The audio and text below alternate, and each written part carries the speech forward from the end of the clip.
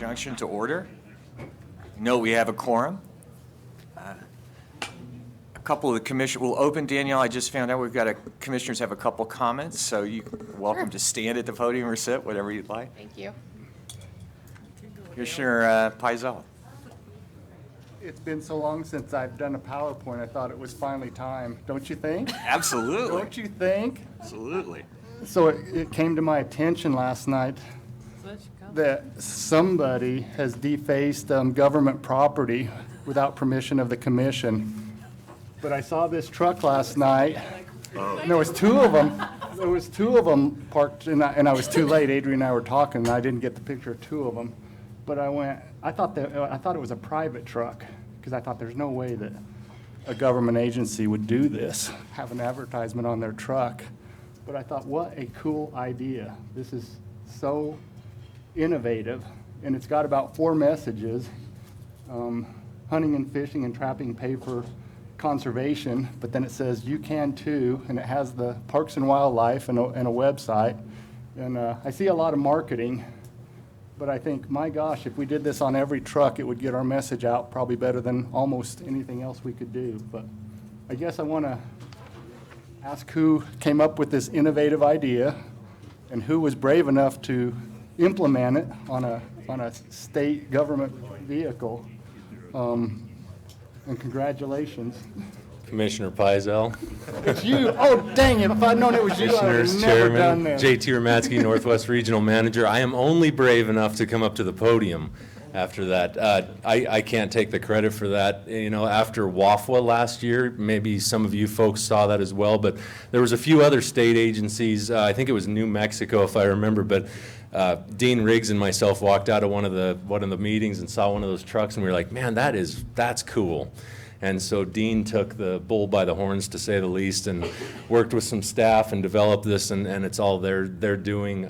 You may have seen the state parks one too, but it was it's I give them the credit for doing it. So thanks for that. So you're telling me that this was actually New Mexico's idea? Really? Come on.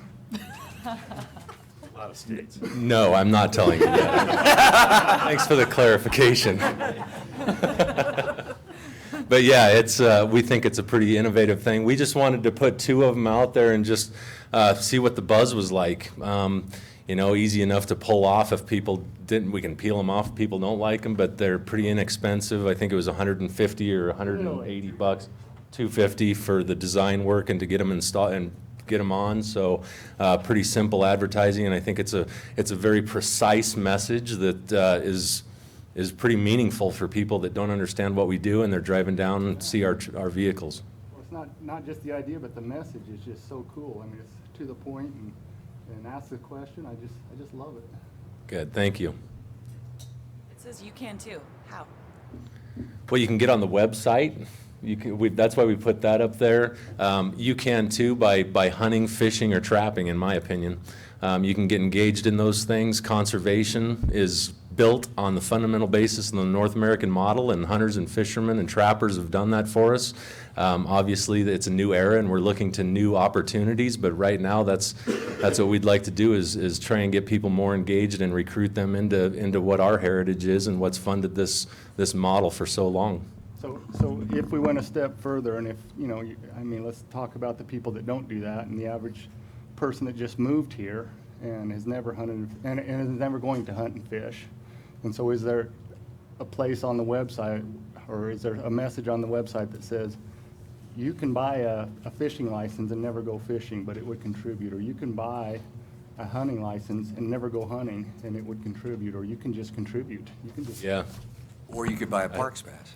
A Parks Pass or a habitat stamp, or Right, you know, there's right. numerous ways to do that, and I think that's a really great idea is to take this simple unified message and explicitly give people a quick opportunity to learn about why that is the case and how they can actually do that. So those are great ideas. And I did a PowerPoint. Check. Don't leave it. Dale's PowerPoint 2018. Commissioner Paisel is going to do a PowerPoint. We better all plan to be here this afternoon. Commissioner Haskett, I think you had a comment as well. Yes, thank you. A few weeks ago, I drove through here when there was a fire out at Horse Thief, and I just wanted to say thank you to your staff, and they were out there right along with the firefighters helping, and it was really good to see. Yeah, that was a pretty unfortunate incident, and I'll tell you what, I commend Kirk Oldham, Area 7, Troy Geringer, our heavy equipment operator, and all of our wildlife technicians were immediately on scene with Caterpillars and other heavy equipment, digging lines and trying to work with the BLM and the county and everybody else. Those guys literally, I don't think, slept for about 2 days. They never quit. We kind of had to make them go home a few times. And, you know, it's one of those things, the passion and the heart and the commitment of our employees on those properties mean an awful lot. So the DWMs, the area, Dean, everybody else, I mean, it was really great. We just had the director sign a closure for a portion of that property. Some of those cottonwood trees are 30, 40-foot trees, and there's a lot of risk of things falling, so we're trying to keep the public off of there for at least, I think, 5 or 6 months. Just we'll continue to check into that, but that's a huge setback for us. These riparian areas, especially in the Grand Valley, we've spent a lot of money trying to rehab those, get rid of tamarisk, do other habitat improvements, generate cottonwood galleries, and then to have a fire kind of blaze through that and set a lot of things back, and now the noxious weeds and some of those other things. That particular property is owned by the Bureau of Reclamation. We've had a long-standing contractual commitment where we manage the property. It's a great place, and Ivan Archer, Derek Lavoie, those guys are amazing, so thank you for that. Yeah, well, thank you guys. They were right on top of it when I went through there, so. Thank you, JT. Thank you, Chairman. I would just note as well that Mr. Gates has also been proposing RAPs for, I think, 4 years, so, 2 years, so. We appreciate that help, Danielle. Good morning, Mr. Chairman, Commissioners, Director Broscheid, Danielle Eisenhart, Regulations Manager for CPW. So yesterday, JT and his staff gave us a great tour of Cameo, and you guys also designated it as an outdoor recreation area. So today I have the third piece of the Cameo puzzle to present to you today, which is to get some regulations in place so that we can properly manage this property once it's open in July. So in order to get these regulations in effect by July, we are proposing to one-step these as final regulations today. Because we are managing the property as an outdoor recreation area, these regulations are being placed in the parks chapters. Even though it is being managed as an outdoor recreation area, no parks pass will be required to enter the complex, which you'll see on page 18 of the chapter P7 or the orange document. Instead, revenue will be generated from special event or activity fees, or through this purchase of commercial use permits or special activity permits. The final fee structure for these events has yet to be determined, as we discussed yesterday out there at the Cameo range. On page 6 of the P1 document, or the yellow document, you'll see some additional proposed regulations, which includes allowing public or commercial use permit, prohibiting fires on the entirety of the property when fire bans are in place, prohibiting camping, dogs, and alcoholic beverages unless specifically authorized by a special use permit or a commercial use permit. All state liquor laws will be followed. Limiting hunting to north of the Coal Canyon Main Canyon Divide, as long as it's at least 100 yards from the divide. Prohibiting the possession of marijuana and requiring individuals to adhere to range safety rules. CPW staff also discussed 2 other proposed regulations for Cameo, but felt that those provisions would also be applicable and appropriate for our other state parks and outdoor recreation lands. Those are on page 5 of the P1 document and include prohibiting parking a motor vehicle, trailer, or camper outside of designated parking areas, and biking outside of designated biking areas or off a designated road or trail.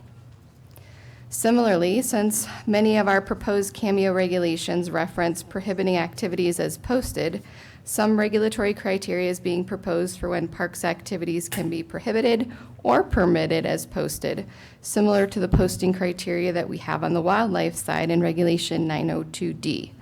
So those criteria are on page 1 of the P1 document, and they include for public safety or welfare, to remediate or prevent potential impacts to wildlife, parks, or outdoor recreation resources, to prevent interference with authorized activities or third-party agreements, and to provide additional public benefits. Those are all the final Cameo regulations for chapters P1 and P7, Mr. Chairman. Thank you, Danielle. I think this is an action item, if I understand your presentation. Correct. So the chair would entertain a motion. So move. Moved by- Second. Daniel, second? Ann Peisel? Roll call or voice? I think we can do this one by voice. Any discussion or public comment? I remembered for a change. I know I am. By the time I'm not chairman anymore, I'll probably do it right. Why don't we do it by voice vote? All those in favor, please say aye. Aye. Any opposed? Motion carries. Thank you, Danielle. Thank you. The next agenda item, number 20, is draft regulations for Chapter W6, our Raptors chapter, which is green in color and just an informational item today. So since March of last year, CPW staff has been meeting with our Falconry stakeholder groups to discuss some concerns that they raised with our changes that we made to Chapter W6 in September of 2016. Their initial concerns with the changes made to W6 were that they could no longer possess non-MBTA raptors for propagation or conservation education purposes. Since the U.S. Fish and Wildlife Service does not issue federal permits for non-MBTA raptors, and our new regulations rely on those federal permits to participate in these activities, the only way we can continue to allow propagation or conservation education with non-MBTA raptors in Colorado that were not grandfathered in is to adjust our regulatory requirements. So we've attempted to address those concerns in the attached draft by allowing any individual that has a federal permit issued for raptor conservation education or conservation for a migratory bird treaty act raptor to also possess non-MBTA raptors that are legally acquired for the same purpose. All the terms listed on their federal permit would also apply to their non-MBTA raptor as well. So you'll see those changes on page 15 for conservation education and on page 19 for propagation. Also during these meetings, they raised additional concerns for the agency and the commission's consideration. Those were extending the raptor trapping season and removing the imprinting requirement on hybrids for propagators. The stakeholders noted that our current trapping season of June 1st through December 31st is shorter than the trapping season of most other states. They also informed us that extending the trapping season into January would be particularly helpful for trapping many migratory bird species like goshawks. Additionally, having an IS trapping season during the month of May only would assist in taking younger birds before they're fully feathered and capable of flight. Biologically, March and April needed to be avoided because of the time frame when most birds establish their nests and breeding territories. So after some back and forth, the trapping season dates proposed on page 7 were the dates that both the agency and the stakeholders felt comfortable with. As far as removing the imprinting requirement on hybrids for propagators, federal regulations do not require imprinting of hybrid birds as long as 2 transmitters are attached to the bird when it's being flown, which is also one of our regulatory requirements. So if birds can be found quickly, there shouldn't be any risk of reproduction in the wild. That changes on page 18. The other chapter changes that are being proposed by staff include changing the licensing year to April 1st through March 31st to coincide with our small game licensing year instead of the calendar year, instating a 30-day waiting period for individuals who fail our falconry written examination and only allowing the test to be taken 3 times in a 12-month period. That changes on page 2. Also requiring that at least 1 live IS or recently fledged peregrine falcon remain in the nest or area when taking peregrines from the wild, which is a consistent requirement of what we require for our other wild raptor take. So that's on page 11. And finally, on page 15, stating that live raptors used in conservation education programs must be kept in control at all times and are not allowed to come into physical contact with the public, on page 15. As illustrated by the numerous commission emails, this draft is supported by many falconry stakeholders, including the 2 main falconry club memberships in the state. Those are all the draft raptor regulatory changes I have to present today, Mr. Chairman. Thank you, Danielle. We do have some public comment, but commissioners, any questions for Danielle or comments? It's an informational item, right? Correct. Why don't we have Mr. Humphreys come forward? With public comment?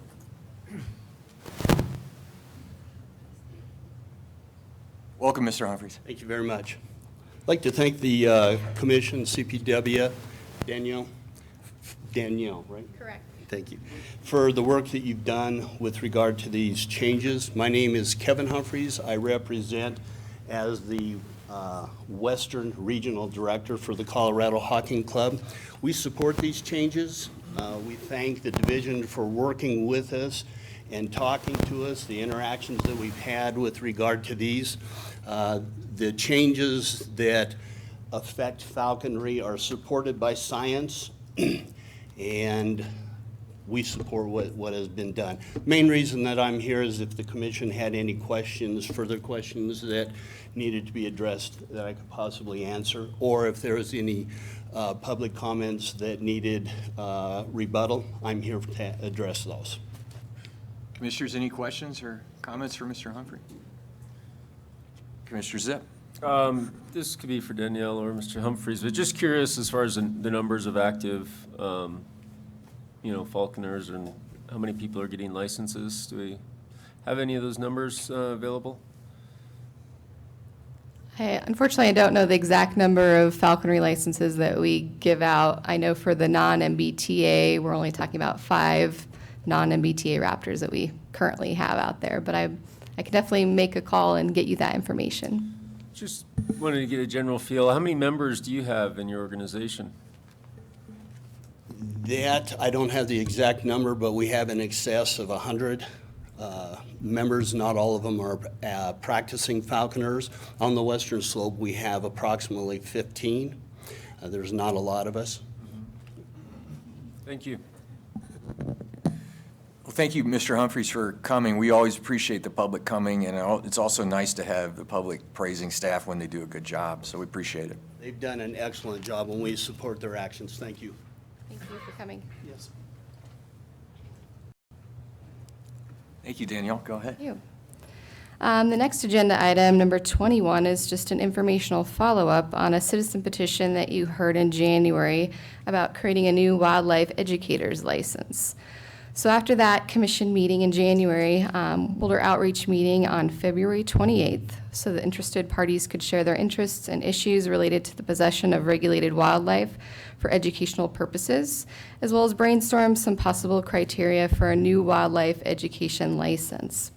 So our goals of this work group was to try to close as many loopholes to pet ownership as possible, to protect our native wildlife and ecosystems, and ensure adequate animal welfare, while still allowing live wildlife possessions for legitimate educational purposes.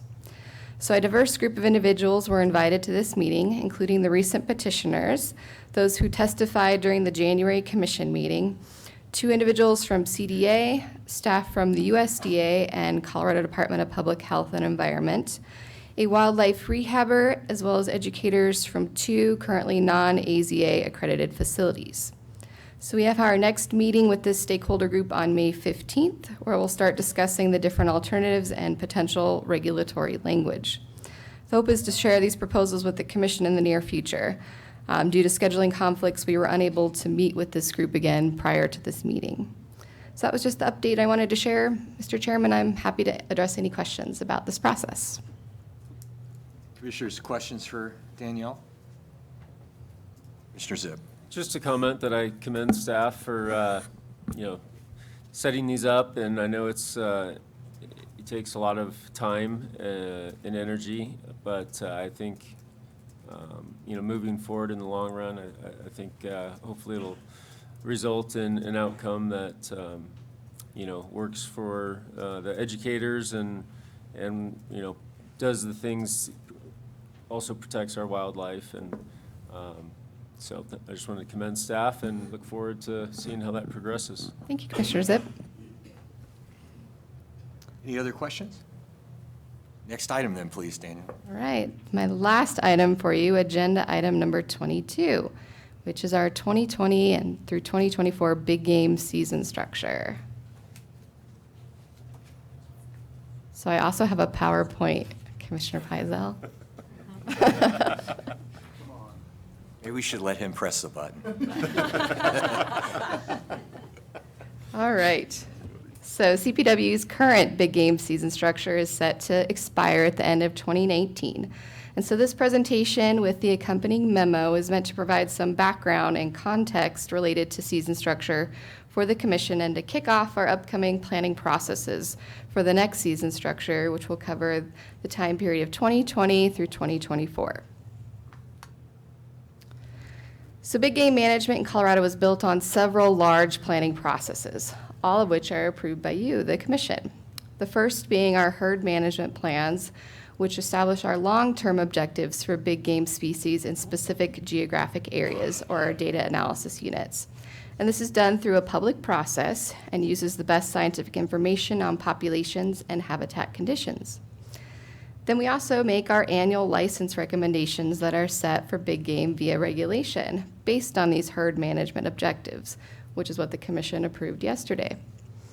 And then lastly, we have our big game season structure, which has policies that define the framework and to achieve those herd management objectives through a variety of hunting opportunities and seasons. They also provide kind of the what, when, where, and how, as far as what type of opportunities will be available, when opportunities will be available, where those opportunities will take place, and kind of divides them among methods of take for different types of hunters. It's also a time for us to gather internal and external input and to evaluate how our current season structure has gone. So just a little context on why we have a 5-year big game season structure. So back in 1995, the Wildlife Commission at that time expanded the previous 3-year big game season structure timeframe to a 5-year timeframe. And the hope was that expanding it to 5 years would provide more consistency across the state and would allow predictability for our stakeholders, including our resident and non-resident hunters, outfitters, landowners, and businesses to be able to plan from year to year. A 5-year time frame also allows staff to properly evaluate the effectiveness of our different strategies to achieve management objectives, such as population and sex ratios, to track how changes are impacting hunter satisfaction and participation, as well as how it's affecting our revenue, and to fully realize what kind of law enforcement conflicts or confusion may be resulting with our current regulations. So just a little bit of history about big game season structure, particularly for our new commissioners. The Division of Wildlife first initiated big game season structure in the early 1970s. And over the years, big game season structure has evolved in response to changing big game management needs and public demands. The first 20 years focused mainly on length and timing of seasons. And then during the 2000 through 2009, we expanded the scope due to growing controversy over a variety of big game management issues, mainly in the 1990s, that led the commission to expand the scope of the big game season structure. So instead of focusing just on the essential framework of season length and timing, the process was expanded to include other significant issues like license allocation, preference points, youth opportunity, and restrictions on the use of off-highway vehicles. In addition, the commission also provided a process for citizens to nominate units for totally limited elk hunting. For the time frame of 2010 through 2014, we went back to the basics. So the commission made an effort to refocus the process back on the fundamental issues of season length and timing. Our public opinion data at that time indicated general satisfaction with the basic arrangement of the seasons, and the commission largely maintained the same calendar and structure.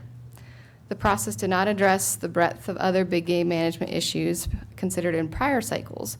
However, the commission did add the hybrid draw during this time in an effort to address issues related to preference points. In addition, in the prior cycle, the commission considered proposals to designate units for limited elk hunting. In our current season structure, 2015 through 2019, staff initiated an intensive outreach effort with staff and stakeholders and members of the public. Again, CPW heard a high degree of satisfaction from our hunters with the current season structure, particularly for deer, elk, and moose. However, there was strong hunter interest in moving the pronghorn muzzleloader season forward to precede the general rifle season and expanding hunting opportunities for black bear to include a concurrent rifle bear season. Expanding youth big game hunting opportunities was another area of focus, with changes made to youth preference and the addition of a deer and elk to the extended youth seasons. Right. As far as public outreach and involvement, over the years, the commission and staff have used a variety of methods to help inform interested publics about the big game season structure and to gather input on key issues. These activities have included media outreach, public meetings, targeted stakeholder briefings, quantitative surveys, telephone town halls, and focus groups. The breadth of outreach efforts have generally been driven by the scope of each planning process. So based on the high level of hunter satisfaction that we've heard over the last two big game season structure processes, for this big game season structure, we're proposing a moderate level of public involvement. A moderate level of public involvement would include 2 public meetings, one on the west slope and one on the east slope, 1 resident and 1 non-resident telephone town hall, a live public online event, and we would also rely on harvest survey data instead of conducting a big game attitude survey. Media outreach and targeted stakeholder meetings would continue to be utilized, such as the Sportsman's Roundtable. As far as potential topics, since the last season structure ended, we've been gathering topics that we've heard from both staff and members of the public. And those include the overlap and timing of the archery and muzzleloader elk and deer season. We've been hearing about this a lot, and this relates mostly to safety concerns that have been discussed since the tragic incident on the Grand Mesa in 2015, and addressing different alternatives to help increase safety. We've also been hearing issues revolving around the timing and length of pronghorn seasons, particularly whether the late season hunts should be extended even later past the December 31st current date due to animal movement and the lack of access to animals earlier in the year, all related to damage concerns. There's also been discussion about expanding the rifle pronghorn season dates to include 2 full weekends. We've also heard comments about the timing for moose rifle season, which has particularly been a problem in localized areas such as the Grand Mesa, where moose seasonal habitat types are making sight ability and harvest difficult. Another potential option would be adding additional moose rifle seasons to the mix where needed. We may also want to discuss how quotas are allocated between different moose seasons and whether moose hunters would be allowed to hunt during any method of take for moose, which is a request we've heard from members of the public. There's also been a request from staff to move away from over-the-counter either-sex archery licenses for elk in some units and converting those licenses to bull only in some portions of the state.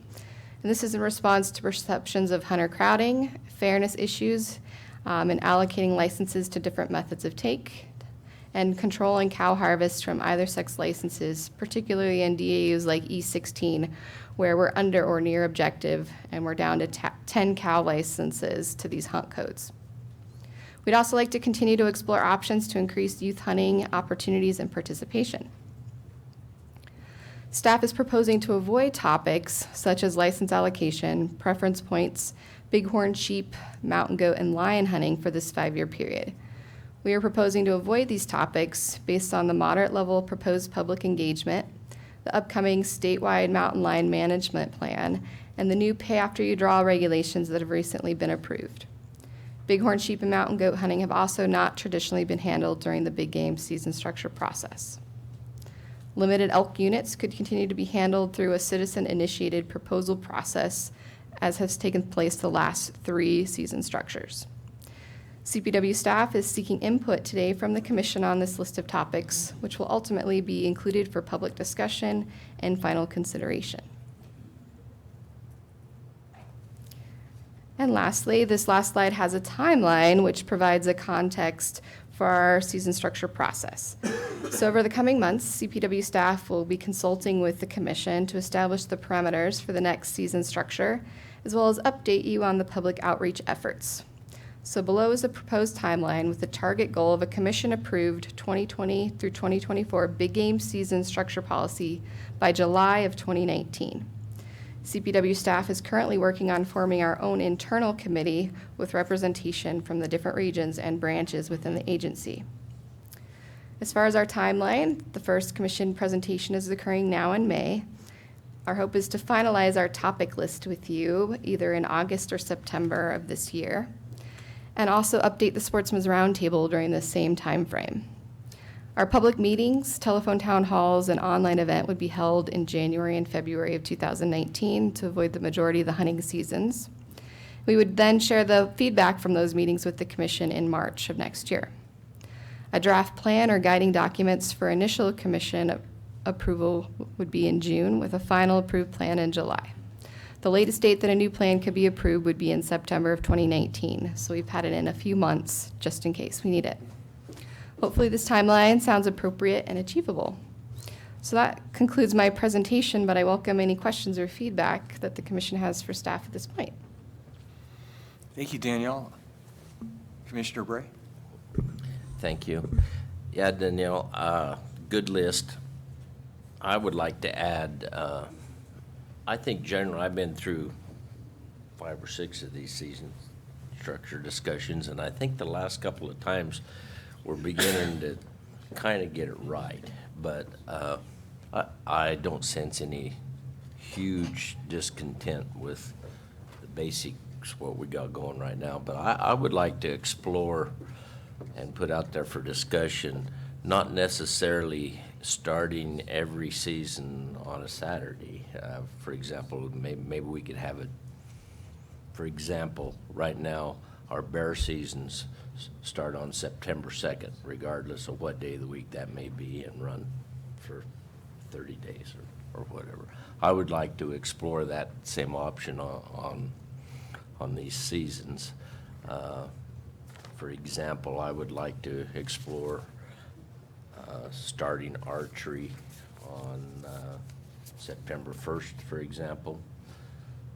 I think it is extremely important, though, whatever we come up with, to have significant breaks in between seasons. I think that is a weak point in our, for the most part, we have them, but there's a couple that it's, so, for example, if we did agree that it was appropriate to start archery season on September 1st, we would still need a significant break at the end of that before we start our rifle hunts. And so I would like to put that topic out there for discussion. Commissioner McDaniel? A couple comments, maybe a couple questions for Sure. you, Danielle. First, I completely support the idea of maybe starting those seasons instead of on the weekend on a Saturday, midweek. Some of our neighboring states do that consistently. For example, Kansas, the year always starts the Wednesday before Thanksgiving for rifle. And folks can count on that, you know, from a year-to-year basis on a planning perspective. Very much support the look at the archery muzzleloader overlap during the season. I think that's overdue and something we should take a peek at. One thing I'd like to ask you to look at is that timing that's changed over the years on Eastern rifle for deer. It seems to be slipping, or it did slip, it's starting to slip into the rut, which is kind of unusual for the Midwestern states, except for Nebraska, to allow rifle during the rut season, because it's a pretty big advantage. On youth hunting opportunities, specifically, I'd like to ask that we look at age and seeing if we can't, there's a majority, and you can correct me if I'm wrong here, Danielle, I'll call it the McDaniel amateur research. That would tell you that the majority of the United States, that there's much more, I'll call it lenient opportunity, or more greater opportunities for youth to hunt, of course, accompanied by an adult. Which we keep talking about how do we engage youth in hunting in the United States, and that's one way we can really do that. That's a pretty prohibitive age start for us versus states like Texas or others that really get youth engaged very early and get them excited about hunting opportunities.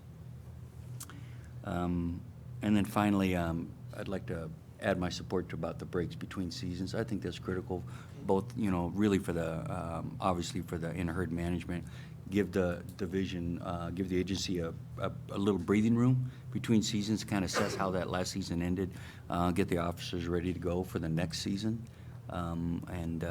Obviously, if something more urgent were to happen, they can kind of manage that between seasons. So I think that's really critical. Thank you. Thank you, Commissioner McDaniel. Commissioner Haskett. Thank you. I would like to see us look a little bit about our neighboring states and our season's dates. And I know we've talked about issues of New Mexico, of the animals from here going over there when we're hunting and vice versa. And we have several states that we have that issue. So I'd like to look at that a little bit also. So Commissioner Haskett, you'd like to see more kind of overlap or more consistency with season dates across state lines, or I just want to make sure I'm... I think so. I think we just need to look at it because there is issues, especially in the south, I believe, that we've heard of all the animals go to New Mexico and vice versa. And I know we're supposed to be having talks, which I was going to ask about that also, but I think it's something we need to look at. Making sure we have seasons when the animals are available. Well, we're pushing them all one way and then they push them back. I don't know how you fix that problem, but it's something we need to look at. Thank you. Director, would you like to address that comment? Sure. I know when we met with New Mexico Game and Fish, what we found was what we thought was they were moving, being pushed down. The elk were following just the normal migration routes as green up. So they're going down and they're coming back, and I think they're outside that season. So it's not necessarily hunting pressure, it's habitat availability. And of course, the issues they were having with private land impacts is those were their New Mexico resident elk, not migrating Colorado, New Mexico elk. But your point is taken that we have a similar issue in Wyoming as well. So I get what you're trying to get to here. So more of a consistency in regulations of Wyoming is trying to manage a herd. This one particular instance, they're trying to manage the herd, and as they come into Colorado, our seasons are on, and we're, seeing a lot of harvest from that. So Utah has got similar issues, but our tri-state meeting is coming up, and I think in about a month and a half, and we're going to have this as a major agenda item topic. So we'll keep you posted for sure. Thank you, Director. Danielle, I had just one comment I wanted to follow up on Commissioner McDaniel. The way I think about this is, fortunately, I don't have any law enforcement obligations, but I'm in the field a lot, and I'm not convinced that there aren't kids with their parents out hunting below the age. And I don't know how that could be, but it's one of these things where I think you have a rule and it makes sense, and if it's not obeyed, and then we had to arrest, parents and children, all that fits into the recruitment. So part of what I'm saying is, if the age were lower appropriately, with appropriate adult supervision, I think it's more realistic. And one of the things, just as a lawyer, I've always felt is if you have a law that follows it, I would bet this would be something the legislature would not react to negatively. I could be totally wrong, but this might be one that... If we presented it right. Right. And had our research and our facts. Thank you much. Thank you. Oh, wait, we have public comment, Daniel. I apologize. Mr. Hildy. Just take this opportunity to thank the bow hunters and Steve for the great time we had at the bow hunters convention, and really enjoyed that. Thank you for coming. Chairman Howard, Director Broscheid, Commissioners, thanks for the time today. As it relates to BGSS, a couple of comments I'd like to make. Our board actually meets once a month. Our meeting is tonight. So given the release of the agenda, I don't think I'm here to represent any consensus opinion of the board. Certainly I'll take these topics back and we'll start discussions. Historically, the CBA has been very active in being involved in BGSS. The comments about a September 1st start date, certainly that will be a very active discussion that we'll have. I know that mule deer hunters in the mountains sometimes prefer an earlier start. Elk hunters would love to see a later finish date. We have, I think it's 48,000 archery elk hunters, and we have about 11,000 archery deer hunters, some of those being on the eastern plains, some of them being in the mountains. A couple of things that I wanted to mention. I heard reference to preference points and maybe its exclusion from the discussion. And I think there's a lot of frustration out there around preference points. I might encourage that that topic be included since we've moved to this pay later system. You know, I think it's unlikely that if we do nothing, the preference point situation will improve. So maybe some focus on that might be warranted. Secondly, the allocation discussion. You know, I would just say with the recent passage of the Future Generations Bill, you know, the public sentiment might be out there to entertain the discussion around allocations. You know, the fee increases on resident hunters. If you look at a deer license, $8, but at the same time, if you enact a $10 application fee, you know, that's a 50% increase. So the public out there might feel that given the fee increase, maybe the allocation discussion is warranted. I also heard mention of over-the-counter units moving to potentially bull only, and so we'd love to talk with some of the biologists and understand, you know, the impetus behind that and be involved in that discussion. We'll always welcome the discussion of the muzzleloader overlap that occurred and has occurred and typically continues to occur, and participate in that. Thank you very much.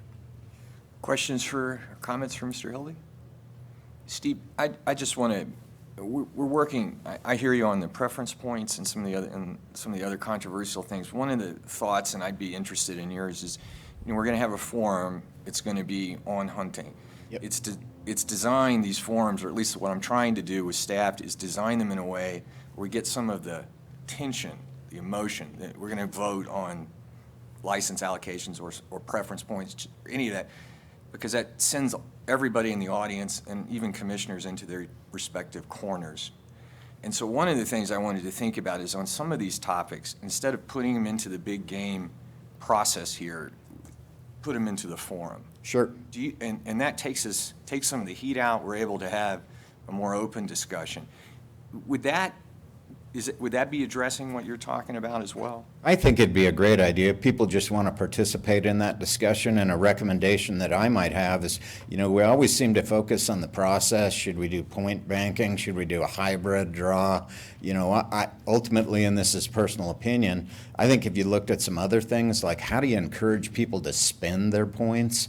You know, you just did like the Unit 49 herd management plan. And I realize those are regional management plans, but there's no real mention in those plans as to how they relate to statewide issues like preference point creep. So I think there's some other things that you could look at beyond just the methodology of preference points in terms of getting people to spend those points. But certainly I know people would love to participate in that discussion, whether it be in a hunting forum or in BGSS. So. Does that answer your question? Yeah, no, that's very helpful. Okay. Thank you. Thank you. I think that's all the public comment we have, right, Adrian? Great, thank you. Thank you. Thank you, Danielle. Efficient as always. Mr. Rutter. Good morning, Commission, Mr. Chair, Director Broscheid. Name is Justin Rutter. I'm the Assistant Director for Financial Services. Today, as most months, I bring a financial update in front of you. I'm still going to fix the title on that one of these days to make it a little more clear what we're doing. But today there's 3 slides that will be in front of you and on your PowerPoint or on the screens. The first one is the product of the Finance Subcommittee discussions that we've been having over the past few months. The idea being that a regular high-level overview of finances is preferable to some of the the more detailed, mind-numbing spreadsheets that can come before you. So this is a draft based on those discussions. Keep in mind that these are intended to be produced quickly and at a very high level. So these are unaudited and unreconciled numbers that they may change from our official reports, not substantially, hopefully. But this is just to give you the feel for where we're at. Also apologize for my voice. I've been recovering from a cold, so I'm a little scratchy, but it appears to have slowed me down some at least. On the top, you'll see 2 bar charts. These represent through quarter 3, so through March, revenues and expenses. They are broken down into categories for parks and wildlife. When you see parks cash, that is just the main cash fund that has permits, annual passes, fees, that sort of our main source of revenue. And on the wildlife side, the same thing. And that's the main wildlife cash fund. So if you look at expenses, you can see that year to date we are, year over year, we are more or less equal. We are on track where we compared to past years, and similar with revenue. More importantly, revenue has exceeded expenses year to date, which is always a good situation, and generally seems on trend. And the next 2 items down are kind of more informational. On the left, you'll see a topic that, left middle, you'll see a topic that is popular to discuss, which is payments to other agencies, or payments to others, which appears in our commission reports. These are the outgoing payments that we make to other state agencies or for state services. Looking at budget versus expense, you'll notice that some of them are just paid out fully. We don't expect any more expenses on those items. They are just more or less annual invoices. The majority of the other ones, except for legal, will be, will be represent 9 payments out of 12. So through March, we paid 9 of the 12 payments over. So they're kind of just a flat line payment. And then legal is reflective of billed hours from the Attorney General's office. On the right side, there's kind of the metrics that you may have seen on the director's dashboard, the things that the director likes to track. On the right is a full year, and on the left is through quarter 2 in this case, so through December. With the iPod system coming online, the normal methods of tracking some of these numbers are no longer available. We used to go through the park system. The park system is defunct now and replaced by iPods, but we are not collecting visitor data, for instance, in that system, so we need to fill that gap. And also, as iPods is coming online, we're working on implementation and have not really dove into the reporting aspects, so we aren't quite ready to update those numbers through the first quarter of this year as we're coming up to speed with iPods. And then finally on the bottom, you will notice 2 additional bar charts. On the left is kind of a comparison of what we budgeted for personal services and general operating, which are kind of our 2 big buckets. It's our staff and their operating budgets versus what we've expended. We are on track with personal services. Our projections are fairly close to what we'd expect to see, about 3/4 of the expenditures for the year. Operating is actually a little below what is budgeted, which is not atypical. Staff cost center managers will spend more conservatively through the first 9 months of the year, and then as they get to the end of the year and they feel more confident that they have a budget for a piece of equipment or for a project or whatever, you see accelerated spending towards the end of the year. And then on the right side, the total bar there would be the total grants to the wildlife side and the park side, for grants from GOCO, with the orange being the amount that we've expended of approved grants and the blue being obligated to us but not expended. You can see that each of these grants is a 3-year grant, so we're rolling through some cycles. You may notice that Parks has substantially more grants than Wildlife, which, considering that they're both equal requirements, would stand out a bit. Some of those items or some of the issues that on the park side that are causing that are, for example, the $8 million US 36 grant that's been hanging out there for a number of years. We also have some lingering large capital projects that have extended into a 4th or 5th year, which is not what we want to see and not typical, but there are some that are extended into further than 3 years. We are more or less on track, and there's a number of operating grants tied up in there, but it is as throughput always comes up as a concern when we're talking about GoCo, I would like to have seen that orange bar be bigger, but you can see that there's money to be spent, and we're going to work on that. Any questions on the dashboard? Commissioner Vehil. Yes. Two main points. That last graph is as a result of the audit that was done of GoCo and our agency. And our agency is just not spending the money, and so that resulted in an audit finding, which is not good. So that's something that we wanted that on this dashboard so we could monitor that and improve it. I mean, it's foolish for them to give us grants and then we're not spending it fast enough. And you've been career-wise, I've been on the other side. We're spending is too damn fast. And so this is something we have to monitor because we understood the graph and the audit, that finding, and we responded to it positively, say, yeah, we'll take care of it. But the best way to take care of it is to keep, every month, look at it and make sure it's improving. The other item is what you mentioned about spending is done in the last quarter. I don't like that, but I know it's a fact of life. Federal government does it, corporate world does it. They're afraid to overgo budget, so they're slow, and then in the fourth quarter, there's just a spike on capital spending or operating expenses. And sometimes that spending will lead you to make foolish decisions in your spending. So I would like to see that leveled out a little bit. One of the problems we have is we don't have monthly budgets.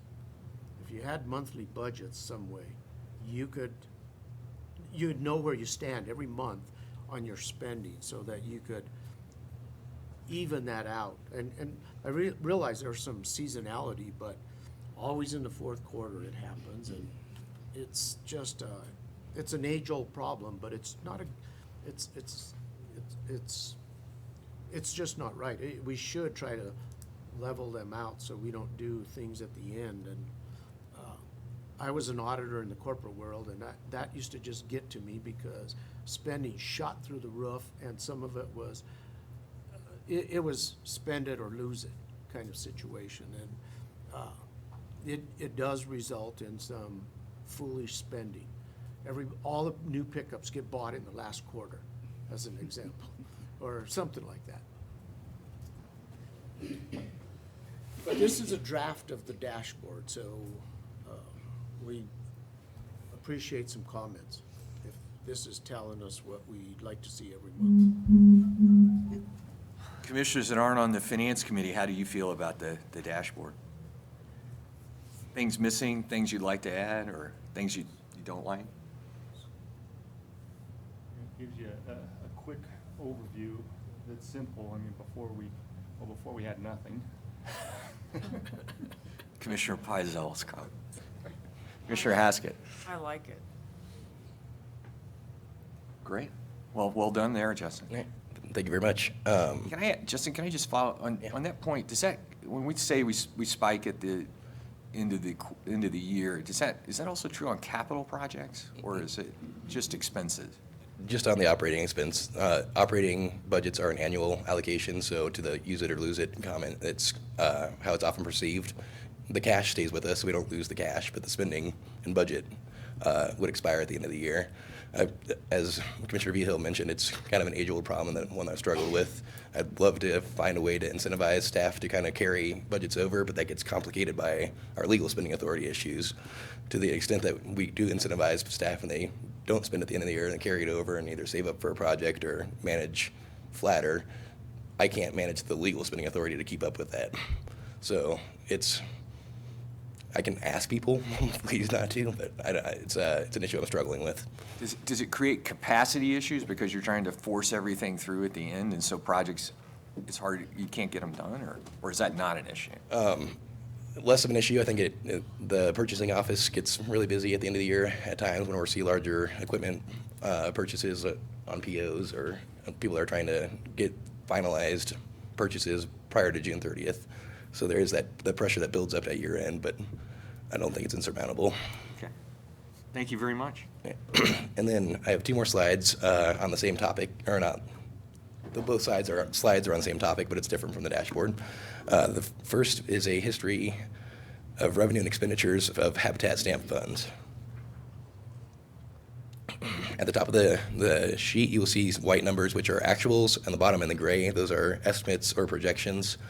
So for revenue, we held revenue flat for the projection years, which is the current year and then out 6.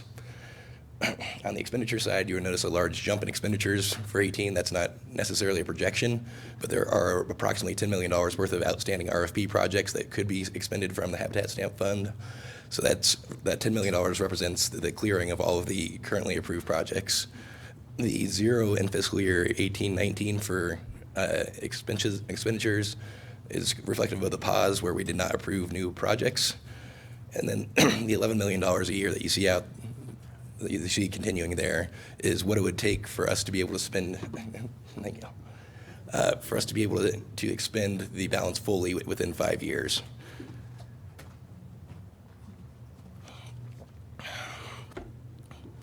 So the issue I'm trying to highlight here is that we have, over the years, had revenue in excess of expenditures.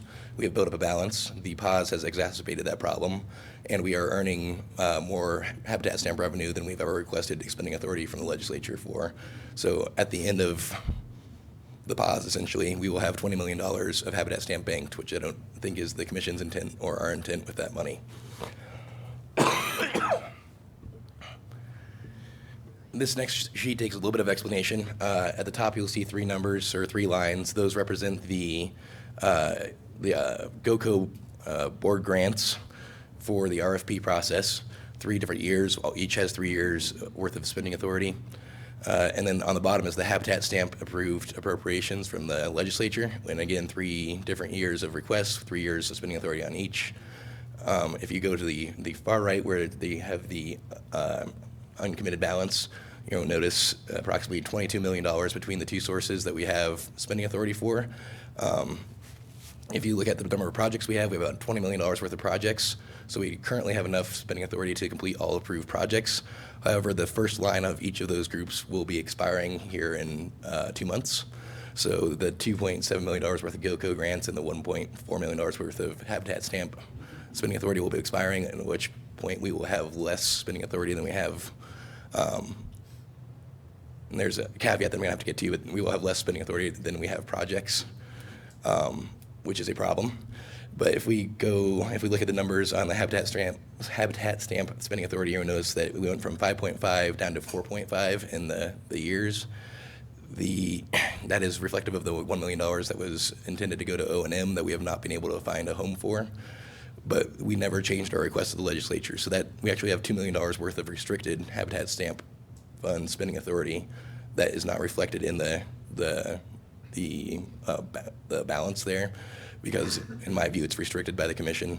I imagine if we get to a situation where we need the spending authority, I will ask you to unrestrict that essentially, and we could continue to close approved RFP projects.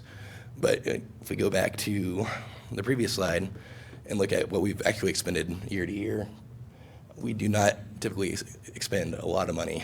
We are not reached the $4.5 million level that you would expect to see based on approved projects.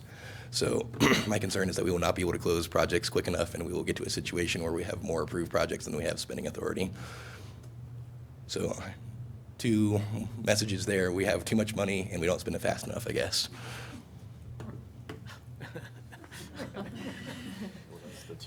I'm going to resist a comment. Commissioner Zimmerman. Commissioner Zimmerman. Justin, thank you. And we've talked about this a lot when we're talking about real estate projects. They don't happen overnight. There's a lot of things that go into it. But I do think we've got a bit of a stockpile. Might not be the right word, but there's a few that have been in the works for a while. So we might be okay for a little while. But I do think that this is something we need to take a look at, and I appreciate you highlighting it. I also know that we've talked a lot about O&M, and I know, again, that money is restricted to only O&M on projects that were funded by Habitat Stamp dollars. And you said we're struggling to find a home for it. Is it something that we just haven't, obviously we just started this program, really in earnest about 10 years ago. So it's highly likely that O&M isn't needed yet on the projects that are only 4 or 5 years old. Is that part of the reason, or are there other reasons? Absolutely. So prior to my joining CPW was when the cut happened, and so the analysis happened at that point. But taking a look at only those acres in particular that were funded by habitat stamp and fee title purchase particularly, because that's where you'd see the O&M. There's two issues there. We haven't done a lot of it, as was discussed yesterday. Only about 5% of our program has gone to fee title, and then it's only those acres. So if we bought a portion of a state wildlife area and only paid for those acres with that money, we couldn't do the whole state wildlife area. It'd only be those acres. So the estimate was about $100,000 to $150,000 worth of actual expenses that was happening, and then taking a look at what it would take for each DWM to know I'm on this acre and not that acre, and administratively track which expenses are eligible was determined to be not worth the effort. Yes, of course. Commissioner Zimmerman. So I certainly don't want, we work so hard to make sure that we have money sitting in O&M, and I certainly don't want to reverse that. But if we're not able to spend that money, I mean, do we just wait until you come to us with a request to reallocate it, or do we need to do anything else? I don't think I'm going to spend that money on operating because I can't figure out how to find a home for it. It is legal spending authority that's out there. You could choose to do more habitat stamp work somewhere else, or, I mean, I don't have any proposals for you today. Fair enough. He doesn't have a fix. Other questions or comments? It's just Commissioner kind of Vehil. It's just kind of a unique situation to have money and not be able to spend it. That's different, but I understand that those are the restrictions we operate on, but what's gonna happen to that money if we never spend it? I mean, we're gonna have to give it back to somebody. And have so much that needs fixed that we can't touch. That's exactly. Frustrating. It is, and, you know, when we talk about habitat, for example, when we were up in Steamboat Springs and I went on a tour of Stagecoach State Park, there was thistle everywhere, Right. Canadian thistle. Any park you go to, there's operation maintenance. And our state wildlife areas have to have a lot of thistle because, my goodness, it's, especially after last year, it's bad out there. We can't use the money for that, for just noxious weeds. We can if it's on. That's right, and that's the problem. Commissioners, let me make a suggestion. Commissioner Spahar had suggested we have this legislative committee and then it fire up in August or September. And just because I've been with Doug, I think Doug was fine with that idea, Mr. Vilsack.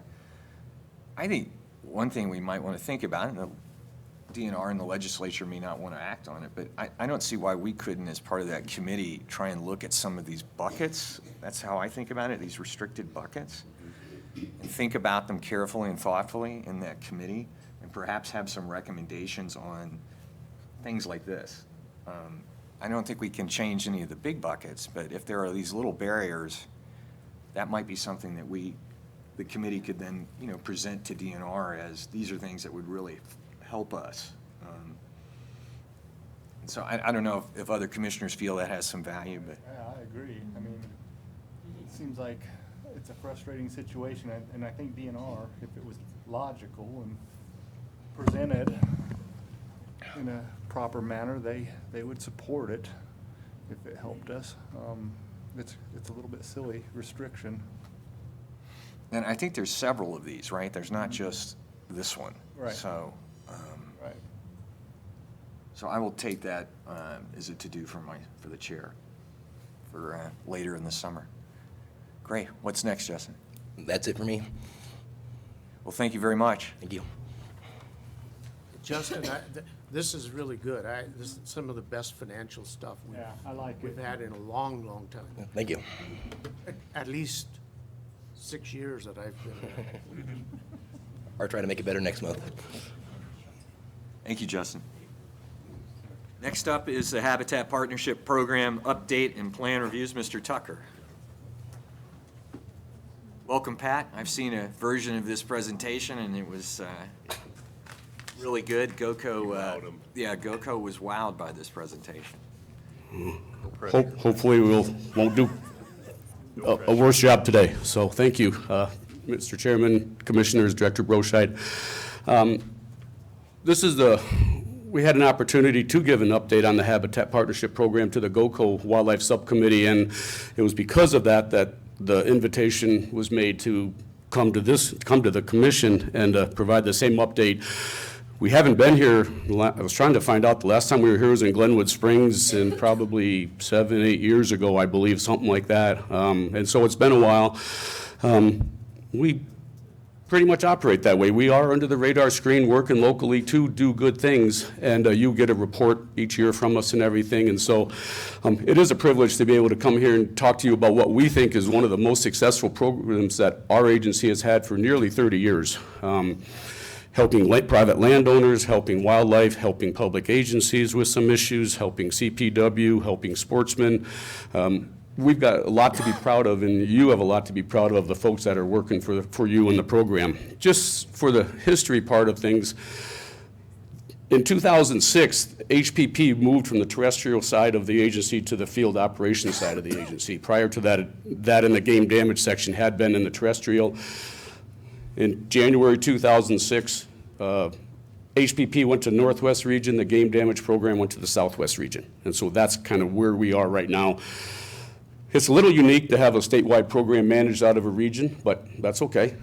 We work all over anyways, and so it doesn't really matter, where we're kind of call home with everything. So just so you know, we get often confused just because of the flurry of acronyms out there. COWHPP is not HPP. We're often interchanged with Habitat Protection Program and Habitat Partnership Program. Ours is just HPP. And so it exists out there. There was a discussion a few years ago about changing one or the other. I thought there was a movement underway to change the Habitat Protection Program. I don't know, obviously that didn't happen yet. Minor problem, but just know that it does exist in some instances out there with things. So why'd we get started with HPP? Well, you have to go back to the 1970s, 1980s, to where fence and forage damage claims had always been an issue with landowners, CPW, and the typical example is game damage claims and how many elk were on my field and how long were they there and how much did they eat and how much is it worth and what process do I go to have to do something about it. Just how the system worked, but it really didn't work well. And the other issue with fences had to do with fences are worth, there's a regulation that talks about 10% of historical value, and what's this 50 or 80-year-old fence worth? Not much when you put a pencil to it, but to a landowner who really uses that fence to work with his cattle and his livestock, it's worth a lot. So when that breaks, it does cause a problem, but the regulations really weren't designed to solve that effectively. 83, 84 saw a winter where we had a lot of big game animals on private property, which created a lot of problems and concerns. And then, of course, the real deal had to do in 1988, 89. There was actually legislation that was proposed or considered or discussed that would make the Division of Wildlife liable for all private land forage damage. Even a person with a dull pencil can put a quick number to it and come up with, that's a pretty staggering sum. And I don't think anybody wanted to go that way, but it was an emphasis on how important the issue was and how important it was needed to be looked at and addressed. And so consequently, we got HPP, and that was the division. And I want to start by emphasizing this one word, commitment. 30 years ago, this was the commitment the Division of Wildlife made to address private landowner problems with big game, when we were talking primarily deer and elk, primarily elk, but deer elk, to help private landowners with those problems that weren't being effectively addressed in the current way of doing things. And so commitment would be the first main thing.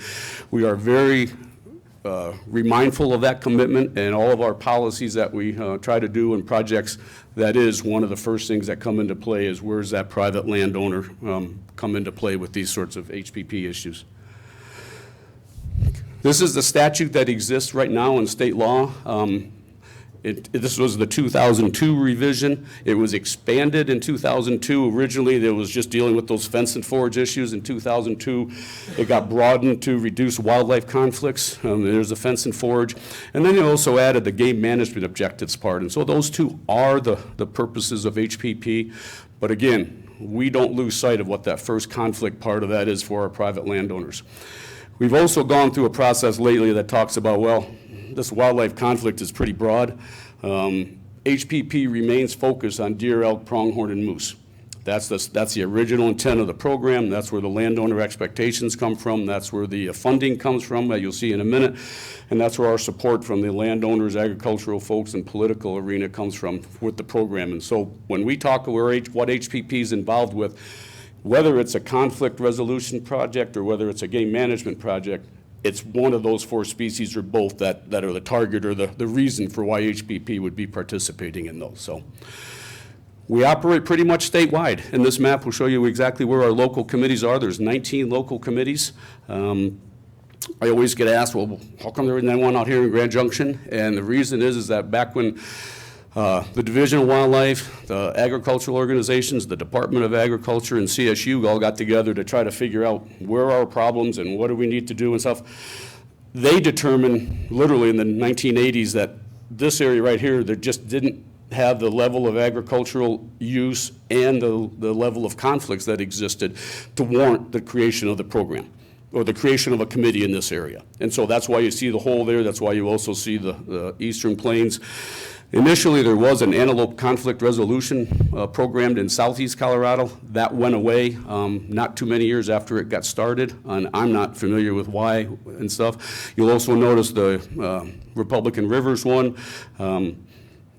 Kind of started as an experiment. It still exists. And that's our venture into the Eastern Plains world with it all. So you'll also notice the makeup of the committees that are on there. You got the 3 people representing livestock folks, sportsman's rep, CPW rep, and then a federal land managing agency, usually Forest Service and BLM. There's a Fish and Wildlife Service on somewhere. There's a refuge involved, and there's also National Park representatives where those folks own property as well. The next word I'm going to mention to you is volunteers. HPP is also a volunteer program. There's about 150 committee members, as well as our state council, which is the umbrella oversight council that we have. That's spent probably 2,500 to 3,000 hours a year implementing HPP locally. And so when you look at volunteer folks doing our work that we've entrusted them to do locally in these committees, volunteer program is the second word I'd mention for you to understand about the program. Everyone also wants to know about funding and where it comes from. 5% of deer, elk, pronghorn, and moose licenses that have from those HPP committees is where our budget comes from. Unspent money stays in our fund. HPP has a separate fund in the budgeting system, and we're able to keep unspent money or money that exists for a project that has been approved but not yet paid for and completed into that fund. That fund is capped at what the 5% was we got the previous year, so there is a cap on it. The other good thing is that it's also continuously appropriated, so money that sits in our bank account, we can spend it. We don't need to have additional approvals. It exists for opportunities or emergencies that might come up for HPP to react. That was exactly one of the reasons on why HPP got started. They wanted us to be able to react quickly, immediately to address a problem that came up and have the funds available without having to go through, well, it'll take us a year to get the money and the approvals and stuff. HPP was designed to be that fast, responsive type of effort to help our landowners out. The last thing that helps along with that is that we're exempt from procurement rules in the state system. Sounds all really good, but unfortunately most of the procurement rules are also in fiscal rules, which we're not exempt from, so it sounds good. But the real benefit is that what it means is we're exempt from the state bid process, which means, again, in that faster, responsive way, we can go out and pick a guy to do the work, get him going. We need additional approvals depending on the amount of money with the purchase order or something like that. It goes through the system, but we're ready to go. The money's available, the availability is available, and we're ready to go. Again, that fast, responsive way to try to solve these problems. Over time, here's where our budget kind of looks like. A little dip there, and then right now we're nearly $2.5 million per year is what the 5% equates to from those big game license sales. And so then the question is, well, okay, how does this work? And really, the commission approves the operating plan for these local committees, which we'll talk about here at the end, because that's the 4 that you have on the consent agenda. You approve that. That plan gives the ability and the authority for local committees to review, approve, fund, and evaluate projects from their local landowners, local agencies, and spend state money to do it. Again, the projects that they're reviewing that have a big game ag conflict or game management objective component to it. And then we work anywhere. It can be on private property, it can be on public property, wherever there's a problem or wherever there's a solution. And it's important to understand that we may do a project on the property that has a problem with the landowner or with the public agencies that has some permittee issues or some, other grazing issues.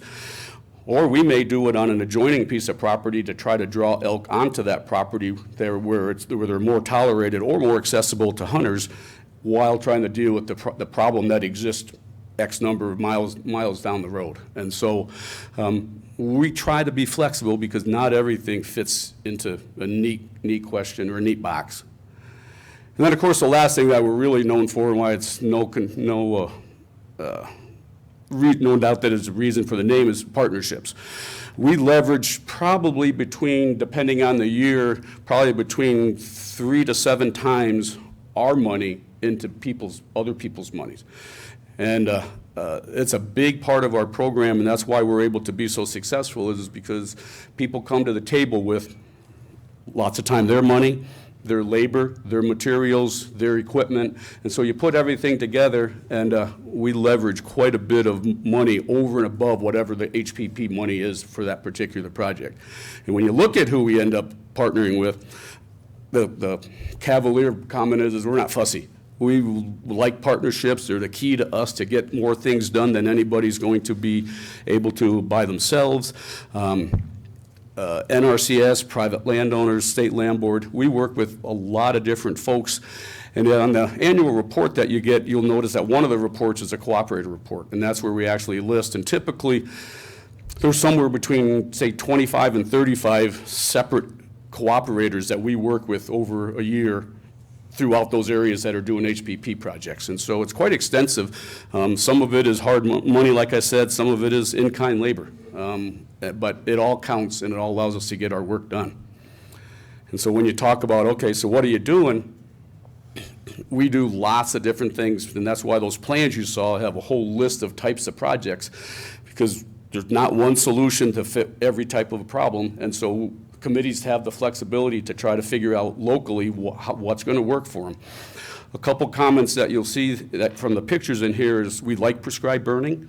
Given the recent issues a few years ago with the burning problems and the state response and the federal response, it's a challenge right now, and it primarily exists with the federal agencies to do it, and there's a few of the forests that we're successful in working with them, and they want to do it. We like to do it and support them as best we can, simply because when you can do a burn for somewhere between $80 and $125 an acre versus a hydroax project in fairly typical terrain of somewhere between $300 and $400 an acre, you can easily, do the math and say, well, that's a much better bang. And so we try to support that effort as much as we can. And of course, we like the results that we get with it all as well. We do a lot of weed control, and the thing to emphasize about weed control is I know that we always prepare reports about how much weed control we're doing on our properties. Well, HPP probably spends between $200,000 and $300,000 a year on weed control, but that's on private property and other public properties. And so when you look at the weed control effort that our agency is doing, don't overlook the fact that what this program is doing outside and off of our specific properties, because it contributes significantly to it. The other part, and it plays into a couple of them, but you'll notice in your report that we try to capture things at acres. I like acres as being a way to label to say how are you doing on the ground. A lot of times we do weed control projects, and that's simply because not everything, we as an example, we do backpack spraying in the wilderness areas in Middle Park. Well, Some people would probably say, well, let's count the whole wilderness area acres and stuff because we're riding through it, spot spraying and doing it that way. Not a good way to do it. So we call that a project. And so there's a little bit of understanding when we say weed project, what's behind it, because it could be a landowner spot spraying, it could be a $20,000 backcountry horseback spraying type of a project. So that's kind of how we've just decided to capture it. So, and the same thing we have with water developments. We like water developments, and our committees are doing an incredible job with all sorts of water projects. But they range from what's happening usually every year down by the Silt Rifle area, where we're simply working with the two grazing associations to scrape out ponds, livestock allotment ponds on the forest, to what we're doing in Craig and the San Luis Valley, where we're digging wells, putting solar pumps on them, extending tanks and water lines, could be several miles, to spread water out. Not only spread water out availability for wildlife, but it helps with the grazing rotation and grazing availability and water into areas that livestock may not have been able to get into or wanted to stay very long. So it's a little bit of understanding what that label really means when you look at that report. In a different sort of format, here's where you see pretty typical, and this is from last fiscal year, but this is pretty much how our projects line out. HPP tends to be reactive, so these sort of things vary each year, but this is in general. Our committees have become focused on the longer-term habitat projects. 25 years ago, we were focused on those immediate fence and forage problems that happened, and fencing was a whole lot bigger part of the program, immediate landowner concerns. Quite honestly, why we say we're successful is we fixed it. We have either fixed it or we have a way where the landowner that has a problem can come and get help to fix it. Chapter 17 has a whole section on fence damage. I'm not sure I've seen a game damage claim for fences in recent history. And I've been doing this since February 2006. So we've taken care of that, and so committees have turned to longer term, prioritizing their projects, not losing sight of those landowners that have an immediate issue, but prioritizing where they can and trying to look for those habitat projects where they're going to get the longer term benefits, bigger bang for their buck. Comes with a couple problems that we'll talk about here in just a second. What doesn't get known sometimes is what does HPP mean to everybody that's out there? Well, sportsmen have larger big game herds simply because we've worked with landowners to help their tolerance. The public's wildlife spends a lot of time on private land, and we're working with those private landowners to help them with their tolerance of those animals on their property. Landowners and agencies, they have a much quicker way to solve a problem if they have something. Benefits to our agency, herd sizes, landowner relations, partnerships, support, all those sort of things that you can read, all come into play from just this one program. When we talk about the future of HPP, HPP is all in statute. There aren't any regulations that the committee has. It's all in statute or all in our guidelines on how we process things and procedures and things like that. The program exists in statute, but there's two components to the statutes that actually have a sunset clause, and that's the 5% funding level, and that's the fund carryover level. That just got renewed 2 years ago, and it has a clause in it of June 30th, 2023 to be renewed or not. The program would still exist. These two components are critical for that program to remain in existence and continue to do the work. And so at the appropriate time, we'll be asking for your support to, get those renewed or, changed in however we think best. So increasing project costs, decreasing partner dollars, pretty obvious. I mean, it just costs more to do work. And that's one of the challenges that we're up against with everything. And of course, like I told you, the easy projects are completed. I mean, the low-hanging fruit, we've fixed, or we have a way to fix if something pops up that we're just simply not aware of. Two last ones I want to make sure that we mention. Capacity, these larger complex projects where usually habitat work, trying to develop multiple partnerships, all at federal agencies or other state agencies or private organizations that all have different timelines for their grant cycles and funding abilities. It takes time to plan, it takes time to implement. It just hard to do sometimes with everyone else's competing priorities for work. And so when we talk about capacity, one of the challenges our committees and our program has right now is with everything else going on in the world that they're playing in, it is hard for us to do much more than where we are right now. Not that we're not doing more, there's a couple ideas we're working on with the Forest Service and BLM right now, but the capacity issue also makes it difficult to hit that home run consistently all the time, year after year after year. The last part is that the complacency issue, and that goes right back to that commitment part that we've talked about before earlier. As us old guys go away and we forget how things were and all the issues that led up to problems that we had and why we had political issues and why we had, conflicts between us and our landowners and agricultural interests. Everything now is working really smooth. We've done a great job. They've met us halfway, if not more, to make that work. And we're losing sight of why are we here. Everything looks good, and our concern is that we don't lose sight of that. We maintain that commitment to private landowners because we know, some of us know what it looks like when we go back down the other way, and we don't want to have that happen. And right along with that is, we think that one of HPP's best goals that has worked for everybody is that we've got folks together in the room that, didn't like to be in the room at the same time. We are working together. We are solving problems. We are sharing money and resources. HPP is a model for how this stuff is supposed to work. And we're proud of it. You should be proud of it. And that's really paying dividends for us and, like I said, landowners and the agency and, things like that. So I did want to, since we're here, and this will kind of transition with where we are, is that, of course, as far as a commission goes, you guys do approve our local committee members and our state council members, then you'll see those periodically, like on the agenda. Consent agenda items. Interesting enough, there are some things that if we have an opportunity, either sooner than 2023 or before, there are some legislative things that could probably be done since everything controls in legislature. There are some things that probably could be made that would make the program more efficient and work a little bit better.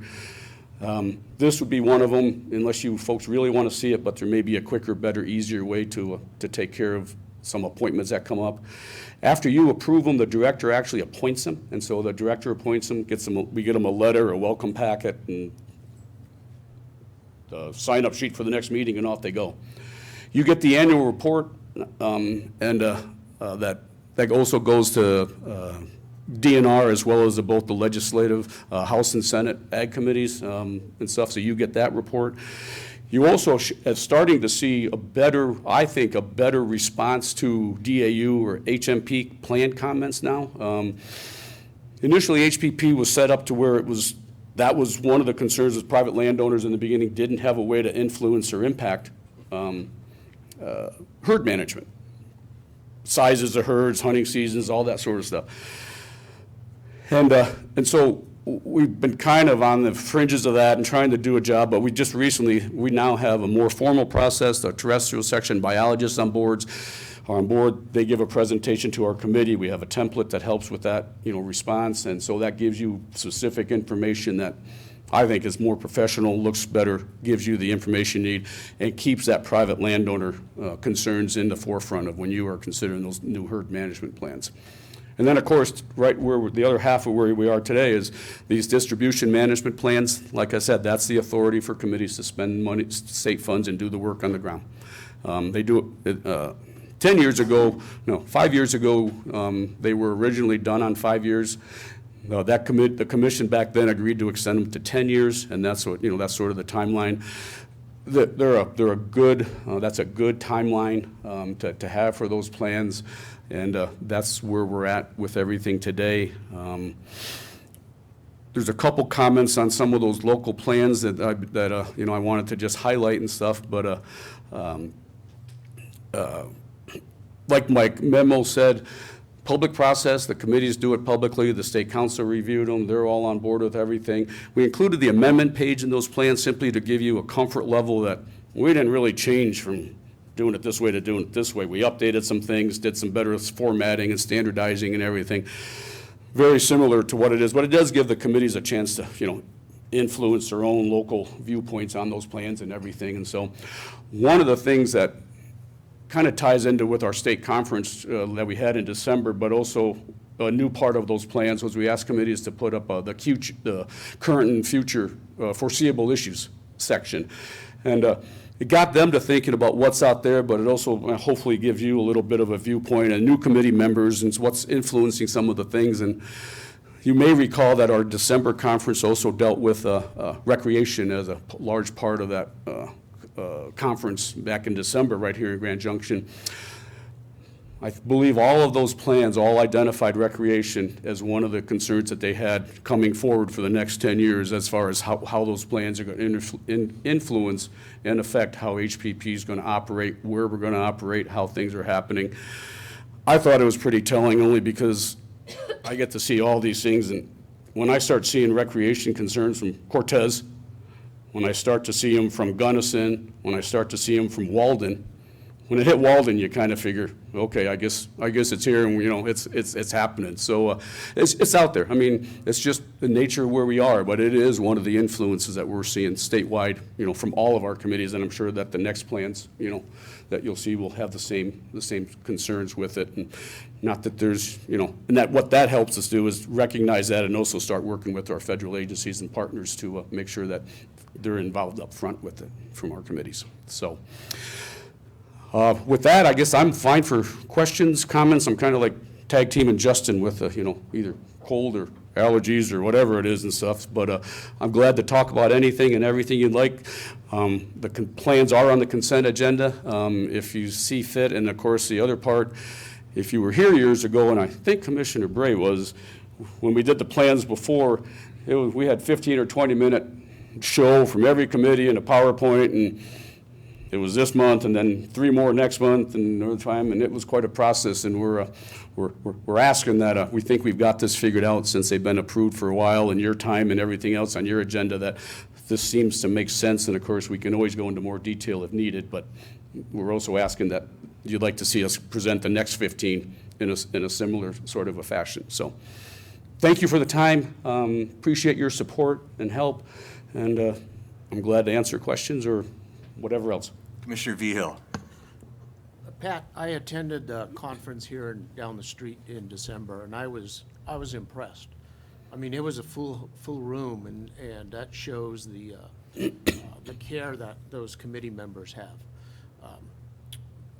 But one of the questions I have is, if one of the local committees has a real major problem, can funds from another committee that maybe isn't spending their money be transferred between committees?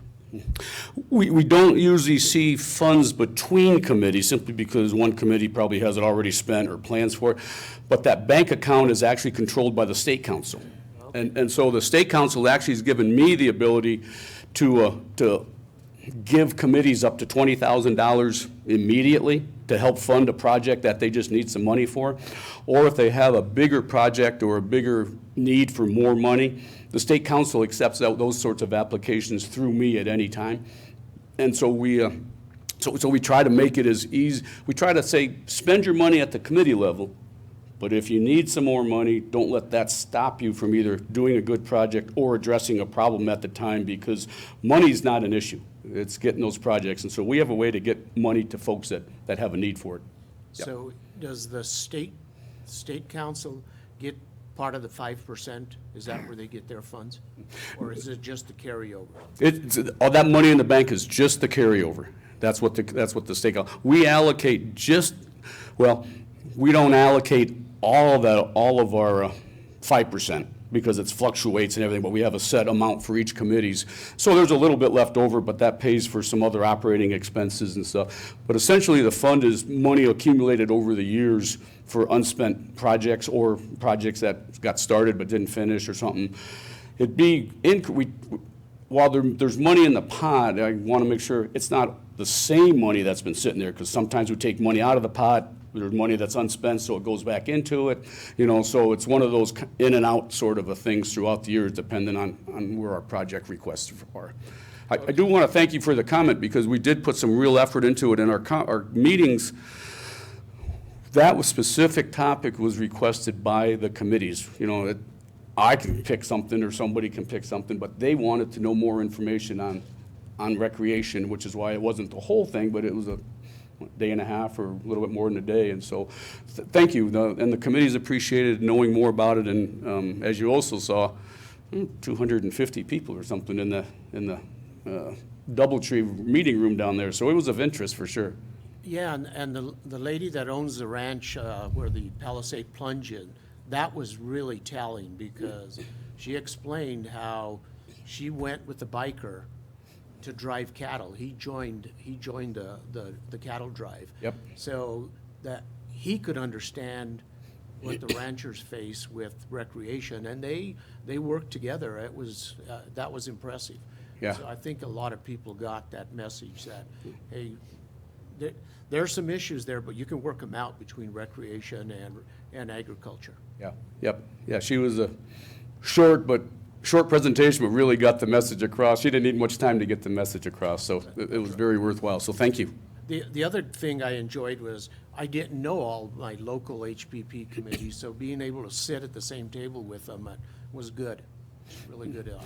The meeting is the main way the state council shows our appreciation for the work that the local committees do. They're the volunteer folks that are putting in all that time throughout the year. We do this meeting every other year, and that's our main way to buy them a hotel room and a steak dinner type of stuff, but also give them something that's of interest that they can take home with them.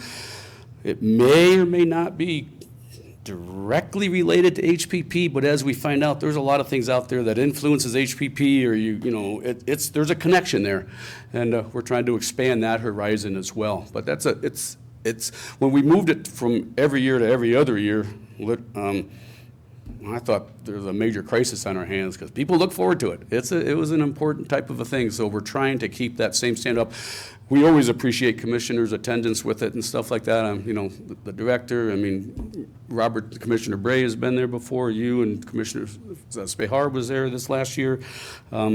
It's an opportunity. If you have time in your schedule, the invitation is always there, so thank you. You might have it next year in Pueblo or something. Then I'll be sure of attending.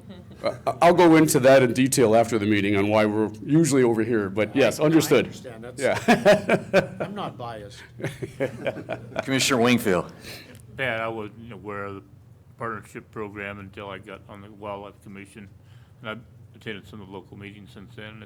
It's really kind of fun to watch how it happen. I know some of the early members on there had a passion for wildlife, and it's kind of become infectious. Some of the ones that are on there now weren't that way, but it's grown on them, and how they can help plant some trees or put some water and stuff in there. And it's a goodwill between us and the private landlord. We're almost all private out there.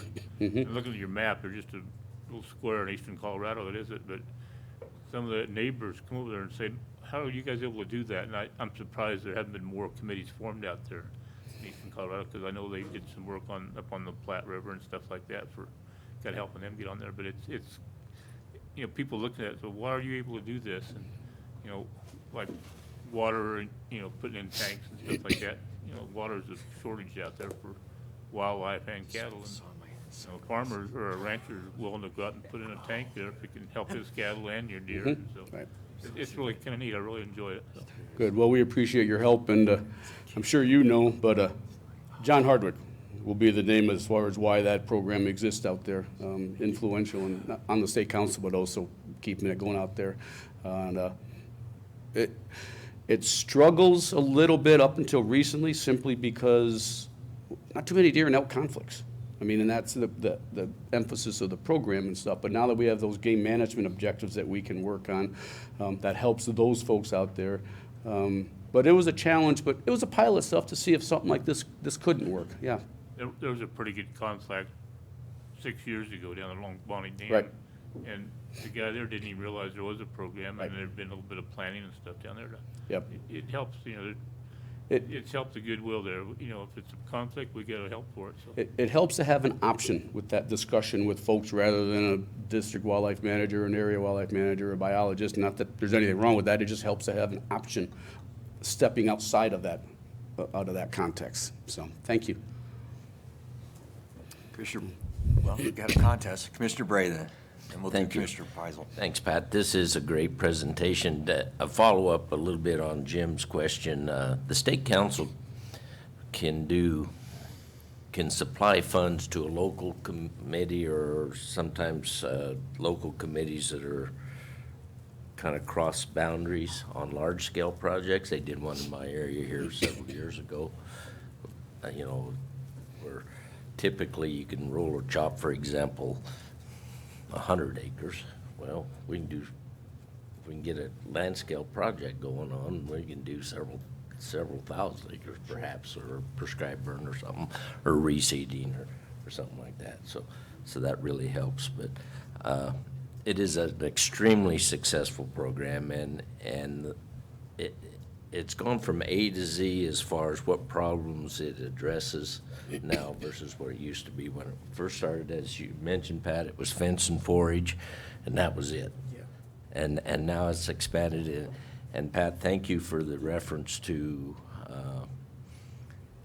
ongoing future issues that are evolving, which, quite frankly, we discuss at every meeting, which is the conflict on our public lands between other users and traditional hunters and fishermen and livestock.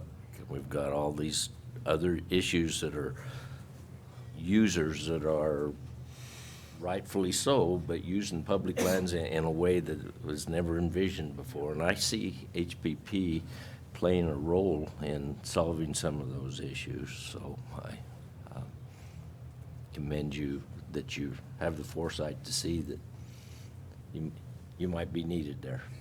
We don't do anything really on our own, but we certainly are a catalyst or a jump starter or a initial player or discussion or funder trying to get something going. We often see lots of times where someone just needs some money or they need a forum or something like that, and it kind of takes off from there. So, but thank you. For example, if we have a bike trail that has become suddenly popular that goes through an area, perhaps HPP can help fund some projects offline that mitigate some of that. And so, yeah, there's good options there.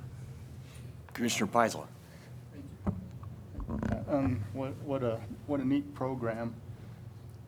I would argue one thing that you said that we're reactive, and I think a lot of your success comes because you're actually proactive in a lot of areas, and whether it's your projects and your prescribed burning and your clearing and weeds. I mean, that's not really a game damage or a game conflict thing, but it's you're doing the things O&M that we struggle to try to figure out a way to do. You're accomplishing those, so congratulations, and I like the proactive way that you approach things. Just real quick, you have research in your project types. What would fall under research? What kind of research do you think? That Well, may be a tough question. We've done research projects where we've had conflicts, and the biologists and DWMs and committees are trying to figure out where these animals coming from, where are they going. Gunnison was a good example. We helped the area in the terrestrial section buy radio collars for elk in Gunnison. Unit 54, and then further east in Gunnison along the north side of Highway 50, trying to understand where those elk are moving, and because that's a huge conflict area up there in the Ohio Valley. And so we've tried to help those guys out. When we broaden to the more pure game management objective purpose, which doesn't need that conflict, we've now helped to provide radio collars not only for another Gunnison North Fork Valley radio collar project.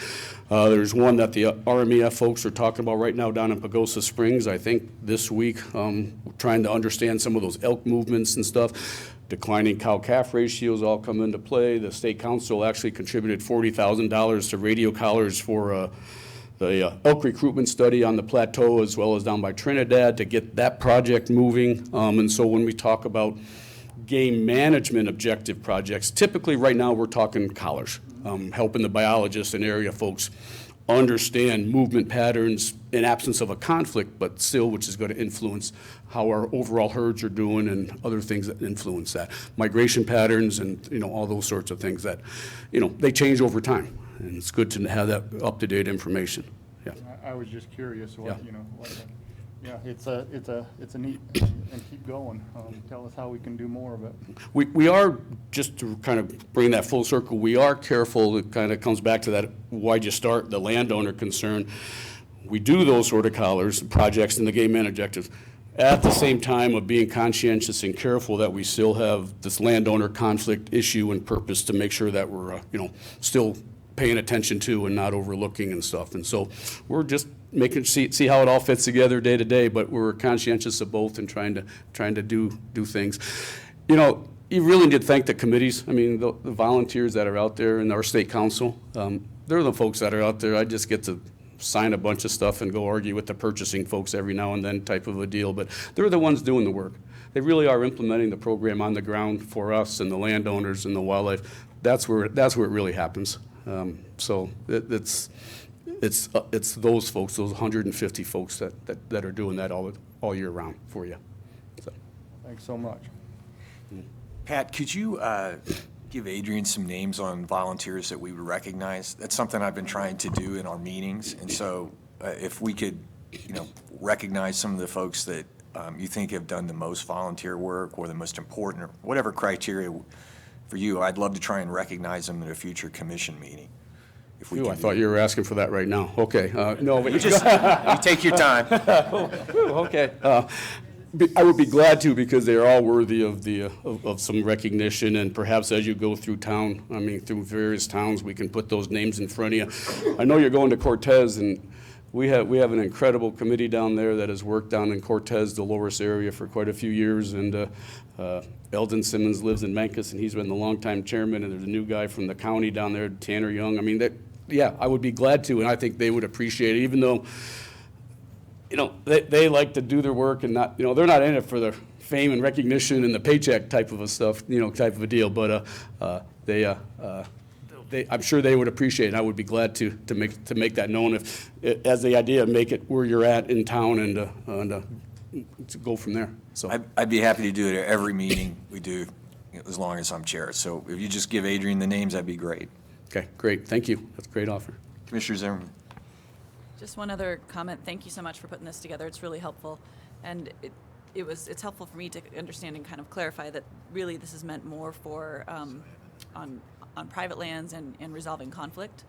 And to follow up on my comment yesterday about developer impact fees, would something like that go into HPP funds, or when there's offsite mitigation required from a development plan or proposed project, does that usually go into the kind of local?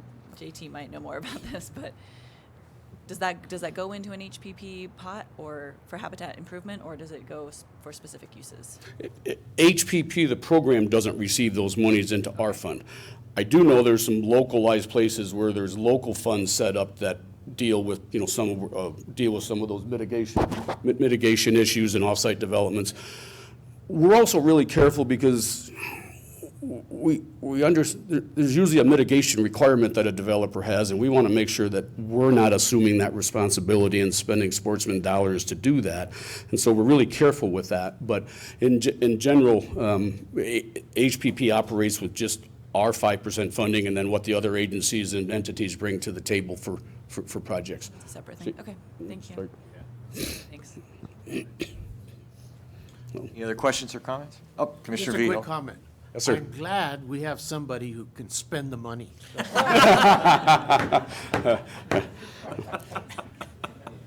I'll just say thank you and not go any further than that, so yeah. That's the right answer. Yeah, Thank you very much, Pat. Yeah, thank you for your time, appreciate it. And just to continue, that's a perfect lead-in when you talked about calf-cow ratios in elk. So I'd like to continue the discussion from yesterday that never, in my opinion, never got answered or completed. So if, Jeff, you want to come up and tell us a little bit more, because I want to get this thing resolved. I mean, when we look at those graphs and see the calf-cow ratio going down, that's going to be a financial issue if we don't jump on top of it. Okay, so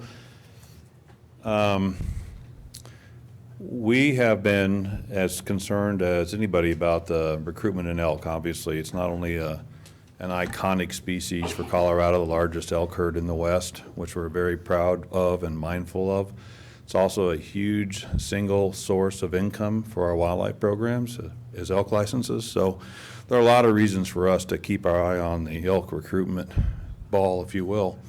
And what I told you yesterday was in the new budget process, the LT just agreed to fund a project that's looking at one aspect of elk recruitment challenge, and it's going to be difficult to implement. I'll just tell you that and I'll tell you why in just a second. But that project is looking at the impact of outdoor recreation on elk recruitment and calving in particular. So that's one form of stress potentially on elk that will be hard to tease out, because what you really want to have in terms of a study is you want to look at elk recruitment in an area before a trail goes in, and then look at it during and after the construction and use of a trail. But we're finding that it's really hard to get ahead of trail construction. They're out there building them faster than we can get ahead of them and do this kind of baseline recruitment thing. So that's one piece we just last month approved to fund, and now we're trying to figure out how we can get other public land managers to maybe slow down on a few trails so we can actually test this out and not just have a correlative study. So that's the one research project that I referenced yesterday that we just funded that will get at elk recruitment as a result of disturbance, if you will. The pilot study that we're just about to begin the second year on, and as with all pilots, the idea is you want to do a full-blown project, but you want to know how best to design it and how much it will cost, because the design has a big impact on the cost. So the pilot was designed to look at a suite of variables that potentially could be affecting elk recruitment, not the recreation piece, because we're already doing that one, but things like, are cow elk conceiving? And if they're developing a fetus, is it brought to full term? Or are there things in utero that are happening, the body condition or whatever that could be affecting that? If they have full-term calves and they hit the ground, what happens to those calves in the first weeks and months of life? And the pilot, even that first year where we had equipment failure, gave us one important piece of information. And again, we got a second year coming up, but we don't think pregnancy rates are an issue. We had high pregnancy rates in cows, so we don't have to go down that road right now. So that took one piece of the puzzle off the table, if you will. Condition is still something we're going to be looking at. We have some initial data. The second year will give us a lot better data on cow condition, because that has direct bearing on the thriftiness of a calf if it hits the ground, or the success of a pregnancy before birth. And when we get all those bits of information in, then the next step would be to say, all right, this is what we've learned. These are the hypotheses we have based on this initial information. And where should we invest our energy in pursuing those hypotheses? Where on the landscape are these recruitment issues most severe? And there are places in Colorado where we have pretty high recruitment rates still. So we might do a compare and contrast. Look at a high recruitment area, look at a low recruitment area. And obviously there's going to be a north-south gradient to that, as you saw in Andy's presentation yesterday. And I've got our chief mammals researcher, Chuck Anderson, is working on, he hasn't even developed it yet, a study plan that once we have this pilot information in, we can plug it into a study plan and bring it back to the leadership team and talk about funding it, and in particular, where we could actually put these aspects in the state on the ground. Right now, I've asked Chuck to start carving out within his budget as other research projects wind down and go into the writing and publishing phase, set aside dollars to help fund a new research project based on the pilot. We're talking to the Rocky Mountain Elk Foundation, just talked to them back in March about putting some money into that project too. They're obviously, for many of the same reasons that we are, very keenly interested in that project. I'm not too worried about being able to fund that. The question is just, what do we want to focus on, and we're still learning that from the pilot. So we have to step back and see what the second year of the pilot tells us. It could raise more questions and we would want to go another year, or it could reaffirm kind of the direction we think we're already headed, in which case I would rather spend money starting a multi-year full-blown research project and rather than another year of a pilot, which just postpones that. So we're kind of in this wait and see what year 2 tells us, building the budgets to be able to afford that if we want to do that, and deciding where we should do it on the landscape and which variables that affect recruitment do we want to focus on. And right now, it's looking like it's, well, like I said, we can't say anything about body condition yet. We don't have enough good data from the year 1. We'll have pretty good data from year 2. And as Commissioner Bray said yesterday, it's timely with all this drought going on. That'll directly affect cow condition, I think, and vital rates. So that'll be a really good year to have those data. And then we'll have to step back and just see what it tells us. Well, I participated. Of course, Commissioner Vigil. I participated in part of that elk study this year. Last year too, when we had no luck at all because the traps they come out of a junk pile as far as I was concerned. And the 2 elk on the day that I was there, they were in the trap, but when we got there, they were out of the trap. They figured out, I'll just. That's wildlife management for sure. That's why we do pilots. We try to stress test things and debug things. Yeah, we have one area in Montrose and one in Trinidad. Those are the 2 pilot areas. Yeah. And this year, body condition was terrific in the elk I seen. Pregnancy rate was really good. Right. So, and in E33, there is no recreation. It's all private land and there's no recreation at all. Right. Most of it is ranching. Now, there's some gas wells in there, but them are winding down, and so I don't think if it's an impact, it's not very much of one. Well, and it may not be the same issue everywhere, too. I mean, there's something common going on across the southern part of the state, but on local, it could vary locally, too, though. Yeah, well, I'm just talking about E33, and there's no recreation there, so. But we only have 1 year of data. We knew what pregnancy rates were last year, but that's about all we got. We didn't get any calf information. Right. So 1 year is not a pilot study as far as I'm concerned. I think we ought to have another year of that same study. Or if you want to make it a full-blown study starting next year, that's fine, but we can't keep putting it off. Yeah, well, I talked to Chuck Anderson last night about this and asked him whether he would, if he had his druthers, would he have a 3rd year of a pilot to supplement what we lacked in the first year, or would he rather just start and his idea, it's about a 6-year study to look at recruitment. And he said his preference would be just start the study and not lose a year on trying to get an answer on this. So that's kind of his view. If we can finish the funding piece, and we're still looking at that, but we're optimistic that we will be able to fund it within his existing research budget by and large, and if necessary, maybe augment it with some Elk Foundation dollars or something like that. He'd rather get going on year 1 of a multi-year study rather than year 3 of a pilot. But we'll know a lot more this time next year about what the right path is. But we're not neglecting the issue by any means. Well, we have a fat, unencumbered wildlife cash fund. It's getting bigger than it ever should have been, or it's beyond the limits of what we set it up. We have money to throw at it. You're talking about the reserve. Yes, the reserve, yeah. The last report we had, it was 17 million. Well, it's growing because we see that revenues are exceeding expenses, so it's probably 20 million now. We can put some money into a research fund and get it done. And I appreciate that, but we may not need to do that. I mean, what I'm telling you is that Chuck right now, looking at his budget, because our 10-year study on bobcat or mountain lions on the Uncompahgre Plateau is over, and we're working on that paper. The bear stuff in Durango is over, and he's been setting aside those dollars to start the next big game research project. In his view, and most of our view, elk recruitment is a very high priority for the next phase of big game research, and he anticipated that, and he went out and hired Nathaniel, what you heard Andy mention yesterday, to be our next research project leader on elk, and elk recruitment is the #1 priority for us on the elk issue. So we're well positioned to do that. If we think we need funding, Bob and Justin will come back and talk to the finance committee, but there may be other things that we need that for, and we might be able to cover this one. But we won't let funding get in the way of getting an answer on this, because it's, like to you, it's a very big deal to us. Mr. Vigil. Well, I'd like to make a motion, and then we can have discussion. I want to make a motion that we start that 10-year program, or whatever it is, the large program next year. I think we have enough data from this year to know that, to discount pregnancy rates, at least in the two those two elk areas.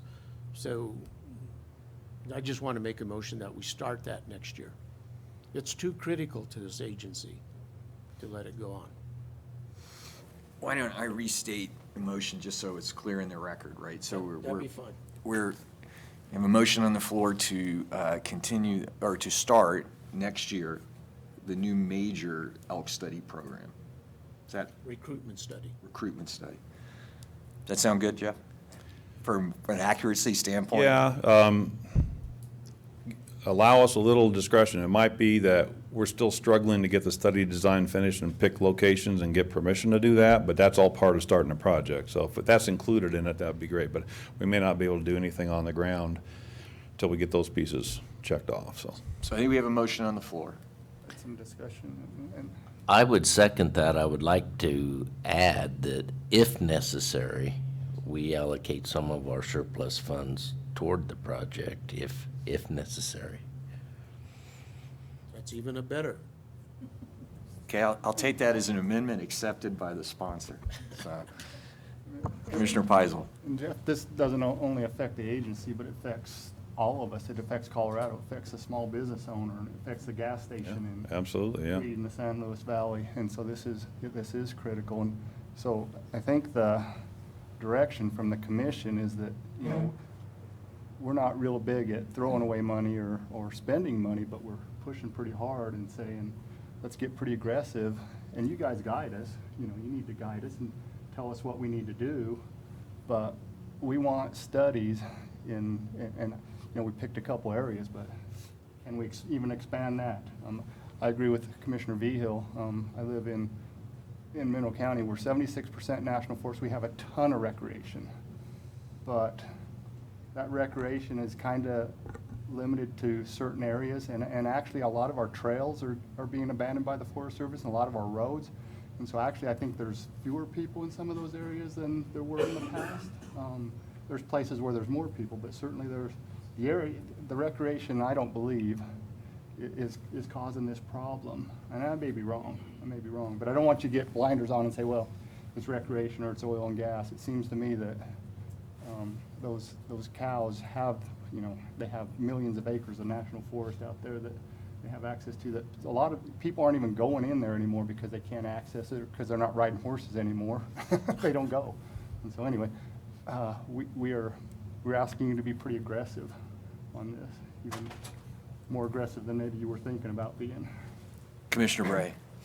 Yeah, I also concur on the equipment failure. That, if I remember, I don't remember exactly the problem, but we had equipment failures on the Falconry study as well. I think it was a different equipment, but it was still, so, I mean, I guess that's part of the game, but that's why we need to push hard and fix this thing. Commissioner Vigil. We won't have any trophy bull elk to hunt in a few years if we don't have baby calves coming along, so. And soon, this is getting really critical. It is. 26 calves per cow ratio is that's pathetic when it's 45 in other areas, so. Yeah, well, we agree. We're not taking it lightly. We're concerned about it too. Commissioner Zip. Can I just, Jeff, can you please restate, I guess, the current timeline? My understanding is that the second year pilot study, obviously the core information's gonna happen is gonna be gathered as those calves hit the ground. We're beginning that second year right now. Right. So the current timeline that staff are working on is, the goal is to, what timeline do you currently see starting the real full-scale study after you gather this information? What's the current timeline look like? Well, we don't know how to design a study for that yet till we have these data from year 2 in. So we have to see if it points us in a particular direction or multiple directions, if you will. So we have to get those data in hand before we can start working on a study design. And then we have to, once we get a study design, we got to find the right places on the landscape to actually do this stuff. And in an ideal research project, we don't just monitor things and compare and contrast them. We actually manipulate things and force things to change so we can evaluate the extent to which those changes impacted the things we're concerned about. That would have to, depending on what the manipulation, it's hard to say what the manipulation looks like, because I can't tell you if the problem is calf survival, in the first few weeks of life, like we believe the issue is with deer on the peons. Could be something like that. Could be other factors. It could be that they're not bringing these things to full term, and there's something going on in utero. We don't know that. It could be that they're birthing calves, but the calf weights aren't what they should be because there's some condition going on. We haven't seen any indication that body condition would be causing that yet, but we'll learn a lot more about that this year. So the earliest it would start, and that would be aggressive, and it might be outrunning our headlights, would be the summer of 19. But we may not have all these pieces put together and all the logistics worked out to actually start that. And so 19 could also end up being another year of data collection, moving in that direction. It's like a bridge or transition. So it could be considered the first startup year of a full project, or it could be the third year of a pilot that's transitioning. We just don't know what that'll look like. But we're not going to sit out a year and not work on this. It's just, I can't tell you a year from now what stage we'll be. But we're not going to take a time out. Commissioner Zip. And is, so the information that you're gathering now to help direct that next step, is it solely based on this pilot program? Or is there other, is staff gathering other data points, other information? Or is this, because essentially it's a 2-year pilot that's kind of, there's that first year, I guess there was limited data. I mean, we got the pregnancy rates, but then, so to address Commissioner Vihil's, I think, main concern, is it really just this 2-year pilot that's going to be directing staff, or is there other data collection going on right now? It's going to be the primary factor that's influencing the full-blown study and design, because we're not collecting data like we're collecting through the pilot anywhere else. We're really focusing on the calf recruitment and survival, and that's not something we do. We do that with deer. Those 5 study years we're monitoring deer survival, but we don't have anything like that going on for elk. So this is what will inform the study. And one just small, hopefully final follow-up question. When was staff expecting to have the second-year results gathered, analyzed, and presented to the commission? Well, we were never intending to present to the commission. It was just going to lead us into the next phase of the inquiry, if you will, and then at some point report to you on the progress of that. Much like we started the Arkansas and peons deer fawn recruitment and lion predation studies, and we'll bring results to you when we're at that point in the process. But usually we don't bring interim stuff because no 2 years are alike and things bounce around, and we could tell you one year it looks like this and next year we're going to come in and say, well, now it looks like something else. And so we're reluctant to put kind of preliminary information out there on the table and end up having the story be different at the end and having people take interim data and run it off and saying, you proved it worked or you proved it didn't work until it's all done and we really know the answer. So we would not normally bring a research proposal to the commission for approval. The reason you saw the 2 on the Arkansas and the peons is because that involved predators, and you have a policy that requires us to bring those forward to you for approval. But all the other stuff that we do with regard to research, unless they involve a regulatory component like they did on lion hunting on the Uncompahgre Plateau, we don't bring those to the commission. Commissioner McDaniel, Commissioners, I just want to say that we're way over on time, and Commissioner Vihil has cannibalized your break, not me. So you'll have to take your breaks on your own because we'll need to keep going. Commissioner McDaniel. I'm happy to sit down if that'll help you. I just wanted, I'm a little confused trying to clarify. I think we're in violent agreement, quite frankly, between the commission and the agency about what we want to accomplish and the urgency of the issue. I get that. I kind of am lost in the motion and where we go. Are we ordering or asking to order the agency something they cannot do? Because I don't think that motion would be very effective. Of course, say, we need you to move faster, but I can't move faster until I have my data. And when I get my data, I'll tell you, and I'll move faster. So I'll pass a motion which I can't comply with. So I think I kind of heard that. So I obviously am concerned that that's what we would do. And so is it just more of a motion informational expressing our urgency, or we're telling you or trying to inform to say, well, you know, go find more resources, go do something else that's different and change the path of the implementation path with regards to the study? So I'm lost between the two. And then my question to you is, can you comply with that if you were ordered to do so? Well, you know, if I got to write the resolution to direct me what to do,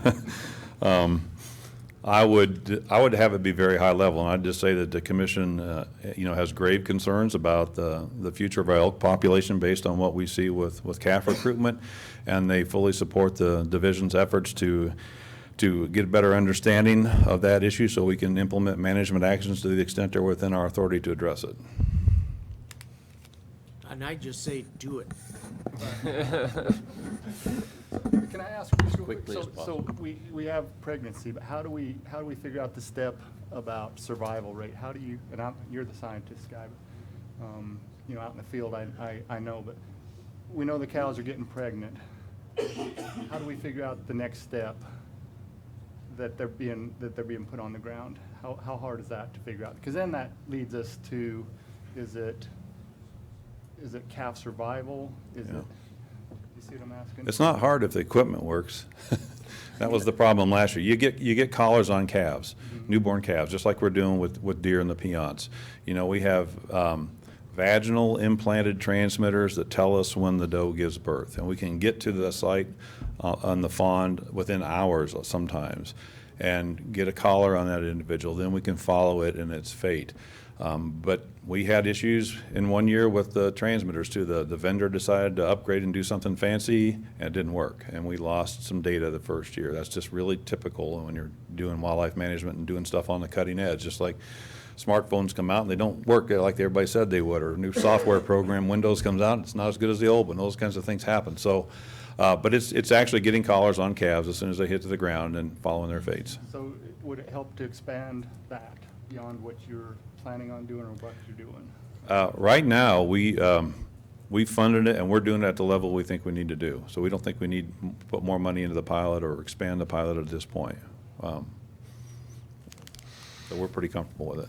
So the motion that we have Jeff's proposed alternative motion, and we have a motion directing the full-blown study to start to access wildlife funds as necessary.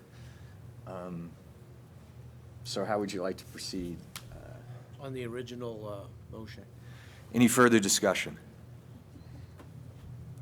Adrian, would you please call the roll? Mr. Chairman, given that this is an unnoticed agenda item, let's make sure we get public comment. Thank you very much, Nick. I appreciate that. Failed again. Any public comment? Adrian, please call the roll. Ray? Yes. Haskett? Yes. Hauser? Yes. McDaniel? No. Heisel? Yes. Behill? Yes. Wingfield? Yes. Zimmerman? Yes. Zip? Abstain. And Chairman Howard. Yes.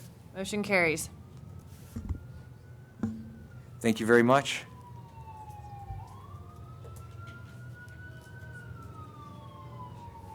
Okay. I'm going to take a break. Now that I positively lose it. That's But you okay. all continue. No, we still have a quorum, so. Not if we all go to Okay, so next up, oh, sorry. Oh, sure, thank you. Okay, next up is Colorado the Beautiful Trails Grand Cycle. Nick DeLaca. Welcome, Nick. Good to see you again. You too. Good morning, everyone. So I have 3 action items for you all today, so you might be tired of me by the end of this, but bear with me as we go through.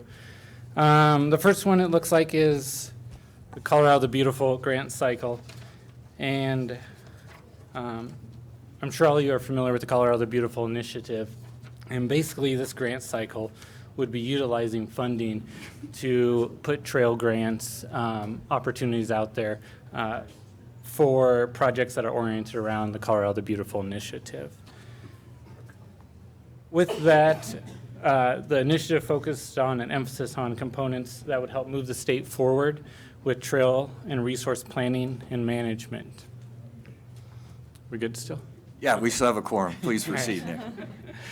The focus of it was on critical trail gaps, wildlife and natural resource mitigation, connections to existing outdoor recreation opportunities, trail proximity and benefits to local communities, social health benefits, improved links to trail systems, environment and trail stewardship, collaborative partnerships, and regionally significant trail planning, and then also economic development. I want to provide a little bit of the background on the Colorado the Beautiful program. And before I came on, apparently the commission supported the use of up to $10 million of GOCO funding for future trail grant funding that would align with those goals outlined by the Colorado the Beautiful initiative. Those funds the idea behind that was that those funds would be leveraged with private dollars. And efforts through today in the governor's office have resulted in a $2 million of private donor funds that would be committed to trail projects.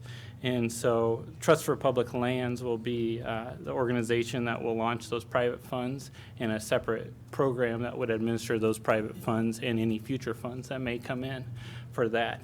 And so that's kind of where this funding came about too, that we want to administer to meet those matches, more or less. And so where'd the funding come from? I'm not sure if all you remember, but back in 2014, $8 million was set aside for a trail project on Highway 36 from Lyons to Estes Park. And that was CPW GOCO funding for that. With that, about $160,000 was spent on a feasibility study for that project, and that feasibility study wasn't even completed, but it showed that it wasn't a very highly feasible project. So next, those funds were shifted. A change of scope was approved for a connection from Lyons to Boulder. Those funding kind of sat there and wasn't used for a while, ended up expiring and having to be reauthorized. With that, we went back and requested the reauthorization of those funds for a few different projects. We requested $400,000 still be left for that connection from Boulder to Lyons and a feasibility study to look at that connection. $1 million was allocated to the Cotrex Trails application, the mapping application that we're developing. That contract just got signed recently, and we're getting going on that here this month. And then the remaining, which is about $6,400,000, is allocated to trail grants. With this initial grant cycle, because of that $2 million that's been raised privately, we would like to administer a $2.5 million Colorado the Beautiful Trail grant cycle for it. We're looking at, I'm sorry, I'm not skipping through the PowerPoints for you. Let me catch up to where That's okay. we're supposed to be. I'm reading them off the slide here. Anyway. So we're looking at two separate grant application processes. One would be for trail planning grants, and then one would be for construction. The trail planning aspect will look at a collaborative multi-agency and organizational approach to planning, looking at a holistic balance of wildlife, natural resource, cultural conservation, trail system improvements, development, long-term maintenance, and then possibly local community economic growth and social health benefits too. On the trail construction grant side, the projects would address wildlife and natural resource mitigation, connections to existing outdoor recreation opportunities, proximity and benefit to local communities, long-term operation and maintenance, improved links to other trail systems, environmental and trail stewardship, and then collaborative partnerships. And then once again, we'll also try to incorporate local community economic growth and the proximity to underserved communities those lands. We're still working through those grant applications and what that final criteria will be. So if the commission has any recommendations along those lines, I'd be happy to hear those, but these are kind of the general outline of what we're looking at.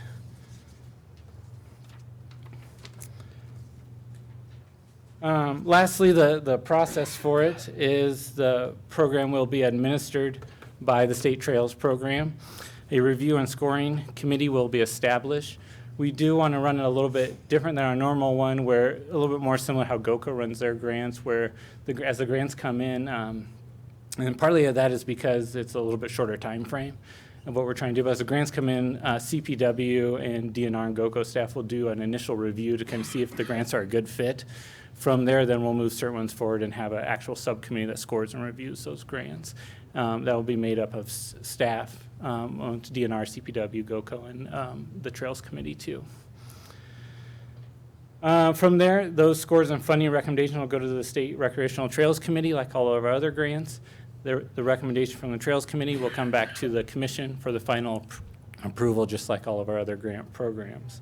We're hoping to launch the application here June 1st and have that open for 2 months and get through the whole process, have it back to you all for final approval by November before the governor's out of office too. And that's pretty much the basics of that grant program that we're requesting to be able to run here this year. Great, so I think this is an action item, right? Yes. Very good. Oh, Commissioner Zimmerman. Thank you, and Nick, thank you for putting this together. This is obviously this was an incredible thing in 2014 for the governor to do. I'm excited to see that the State Trails Program will be administering it, and I am also excited to hear that you'll be using a little bit of a different scoring matrix. One of my concerns, as you might imagine, part of keeping Colorado beautiful is making sure that the trails that we do have are maintained and making sure that we are doing what we need to do to keep the natural resources that everybody is out there on the trails to enjoy intact. So I would encourage us, if we're setting up any kind of allocations or percentages or weighting system in the scoring matrix, to heavily weight those applications that come through with operations and maintenance, with management, with enforcement dollars for stay the trail, that kind of thing, and even higher weight to those that would have seasonal closures where that makes sense, or other types of trail management. I'm by no means a trail management expert, but I do know that in areas where we have conflicts, where we have user conflicts, and specifically where we have wildlife user conflicts, be it elk calving areas or raptor's nest or whatever it may be, that we look at seasonal closures and other educational type management techniques where people say, oh, I can't, I mean, the easiest example for me, of course, is the mountain bike. When the trail's muddy, don't ride it. And that's something that has worked well in the mountain bike community, that because we all co-enforce it. We make sure that if we see someone riding a muddy trail, we tell them not to in a polite, friendly manner and explain to them why not. So I don't so I don't know how to include those in these grant proposals. I'm sure the RFP, if we can add it in the future and explain that projects will be given a better score if they include some of these things. And so we've updated that in our regular non-motorized construction grant application, and so it'll mirror a lot of what we have in there, but we do have a specific scored question on, do you have an operation and maintenance plan in place, and how will that be administered, and will you be coming back to us for funds, kind of that whole long-term aspect. And then there's also another question that we included that gets to the point of wildlife and natural resource management, and how has that been addressed, and please explain. And those are both scored aspects. Is there also a question that talks about management of user conflict? I'd have to look back for specifics on that one, but I believe we left that one. I know there was historically one in there, but I think that goes in with the wildlife one, but I'd have to double check. Just any trail conflicts, wildlife conflicts, user conflicts. Okay, thank you. Commissioner Hauser. Thank you, Mr. Chairman. Just a question about, and again, calling the new card, going through this for the first cycle, but what Are these applications, or is it all public lands? I mean, what's eligible for this type of grant, I guess? I'm sorry if you covered that and I missed it. No, I didn't. For ours, yeah, it has to be on public lands. And we go by that they should be open to the public for 25 years. And that really comes from a lot of the federal funding we use as a GOCO, but we still follow the same guidelines. So it had to be open for 25 years to public access. And that doesn't mean that only public agencies can apply. Nonprofits that are 501(c)(3)s can also apply, but they have to have the supports and sign off of that public agency where the land exists. So public land could be municipalities or Yep. any form of public property. Yep, municipalities, counties, state, federal.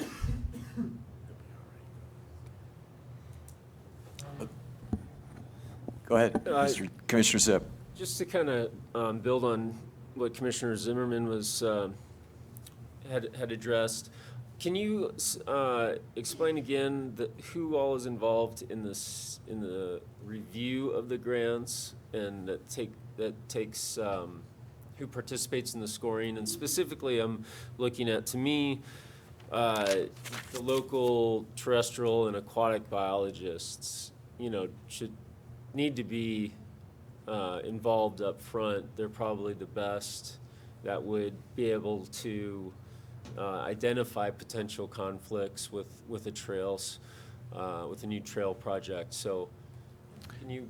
Yeah, so this will run just the same as all of our other grants. Every grant that comes in is given out to the regions and goes down to field staff, wildlife biologists, and then our trails coordinators and regional biologists too. And each one is evaluated for wildlife assessments and considerations. From there, the region turns in comments, basically summarizes those comments, and we provide those to the subcommittee, the trails committee, and the other regions too, along those lines. So we definitely address them. In kind of my other presentations, we'll get into how we're trying to move forward to address those also in the planning process. And the committee will be discussing that a little bit more in June, but we're kind of moving us, trying to get ahead of the game on that. And I mean, as we're seeing even now, more and more planning applications that come in are specifically stating they're going to involve our staff in the planning process. So we're getting there, so one step at a time, I think. Excellent. Thanks, Nick. Any further questions? Sorry, Commissioner Bray. Thank you. Just as a follow-up to Commissioner Zip's question, I think somewhere in that process, based on some feedback I'm getting, that portion is breaking down. And I think we need to emphasize, we need to get the local guys, wildlife guys, fishing biologists, whatever, on board early, and I hear that that's breaking down somewhat, and we need to emphasize that that's an important part of the piece. On board early, you mean in the planning process or in the grant? Absolutely, and ongoing. Yes, I agree. So if there's no further comments, then the Chair would entertain a motion to approve Colorado the Beautiful grants. So moved. Commissioner Hauser's moved, second from Commissioner Peisel. I think we could probably do this one by voice vote. All those in favor, please say aye. Aye. Aye. Any opposed? Thank you very much. Next up is OHV, I think. All right.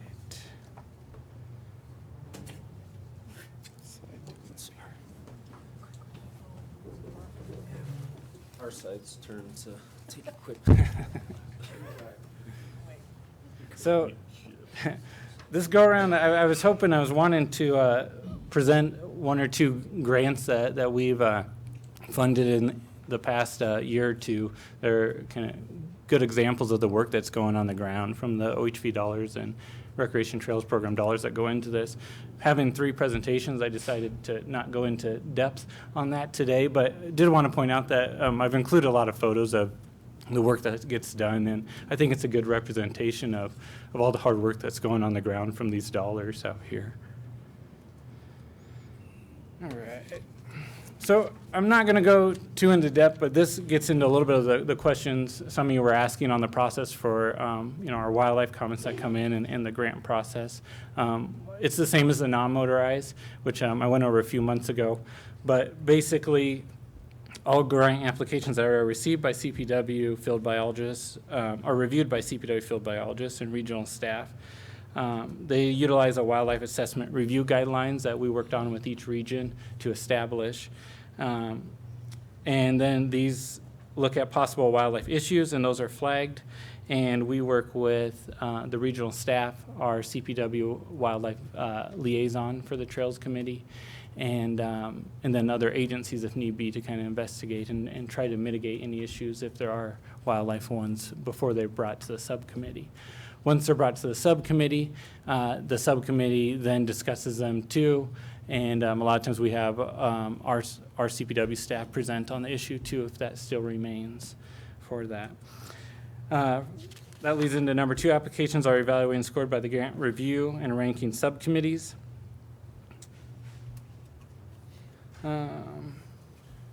As I mentioned, any issues and concerns with the grant applications and/or projects are discussed during these meetings. Those include wildlife concerns, public comment, budget costs, past grant performances, and other specific project aspects.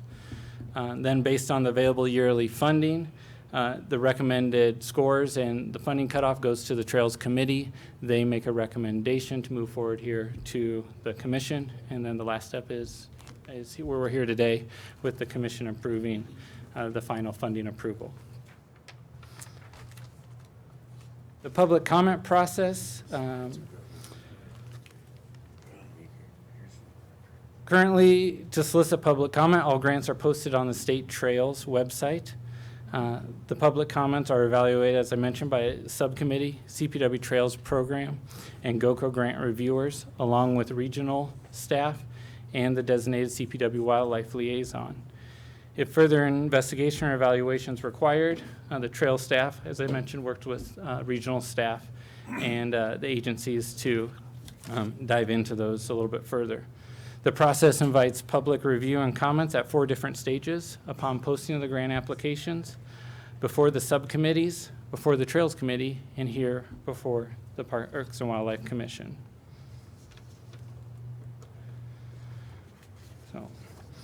I want to point out some of the CPW regional wildlife concerns that were brought up this year and how we address them. First, I want to point out there were not any controversial projects that are being brought forth to the Commission this year. There were some concerns brought forth by the regions that we addressed throughout the process and will be addressing next year in the grant cycle. One was that CPW staff had concerns with new construction requests that did not have adequate information, such as mapping of where the specific trail would be to do a complete wildlife assessment for it. For this go-around, we asked the grant applicants to provide more specific information on those ones. For future grant applications, we will have it mandated in the instructions that if new construction is being requested, an adequate map of the specific area and where that trail, a lot of times it's not going to be exactly specific because they're planning it, but where that alignment will go will be required. Another aspect was that some regional staff requested that more information be shared about the good management program and what's being accomplished on the ground. We already have a significant amount of reporting that we require from those good management crews, so we will be sharing some of that information with our CPW regional staff so they can get a better feel for what's being accomplished on the ground and the timing of that. And then lastly was the subcommittee once made, I guess they don't really make a motion, but we discussed and came to a conclusion that it'd be good to promote, especially on the good management grant side of things, that the agencies have a preseason meeting that allows the agency that's receiving the grant, the clubs of the area, and then also CPW staff to sit down before the season and discuss the work that's going to be accomplished and kind of timing of all that too. So to provide for a little bit better collaboration on the front end before the season. All right, moving on to the specific grants this year and funding. We had a request of 62 total grants. There's 21 good management grants and 41 competitive grants. I'm not going to get in the percentage too much, but that percentage is just a breakdown of how much was for different kind of categories of grant administration and what goes on the ground. And I guess what I do want to point out with that is the majority of it is going towards maintenance, enforcement, and equipment and materials needed to accomplish that, over 80% of it for that. Total request was $5,354,000. And this year we had $4,274,000 available to administer. Last year was kind of like how it was for our non-motorized grants this year. It was an exceptionally high request last year at $6.3 million. So it was good to see that the request kind of fell back down to the normal range for us.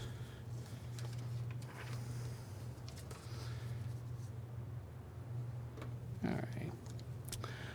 This slide here just gets into what we're seeing in requests from the different land agencies.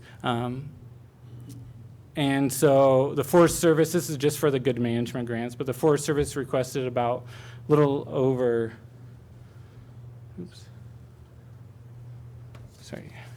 $1.2 million, BLM, $425,000, state parks, $47,000. And then I also like to point out that within that, there's about $30,000 going to youth corps projects and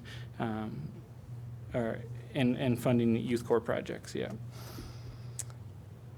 Moving on to the competitive grants, we saw a little over 1.7 million requests from the Forest Service, 356,000 from the BLM, about 10,000 from state parks, 273,000 from counties and towns, and then nonprofits, about $1.1 million.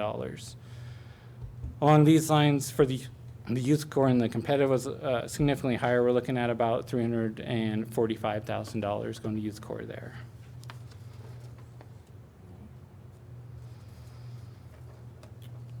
All right, getting into the specific funding recommendations, as I mentioned, we have 21 good management grants.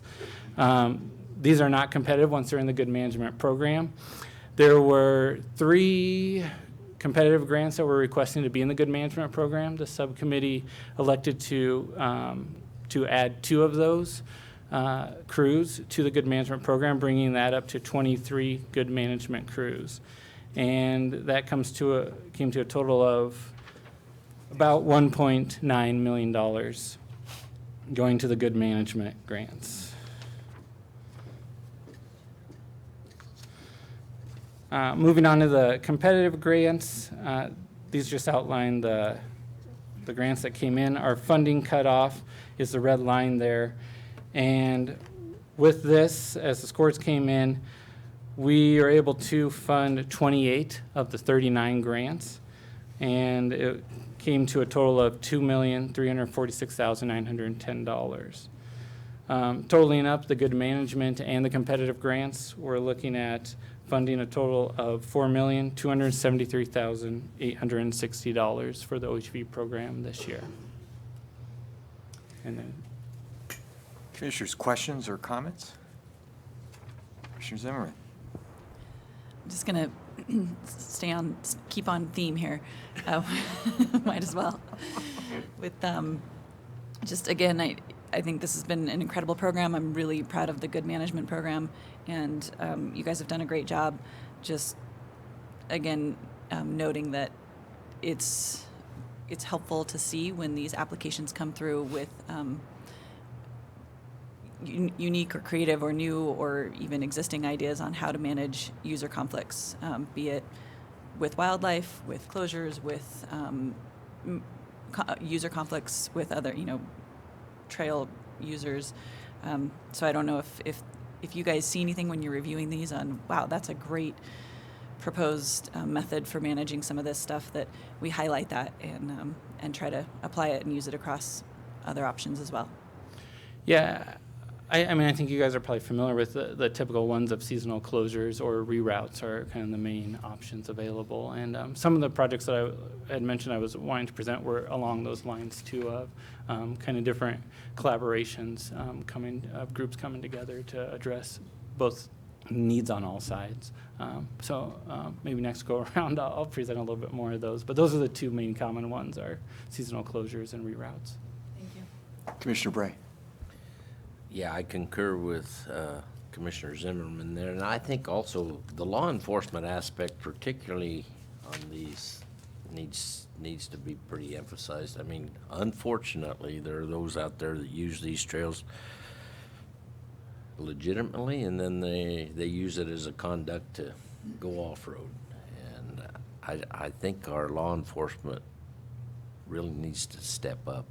We're seeing huge increases in unauthorized use, that sometimes they start on one of these trails, but they don't stay on them, so.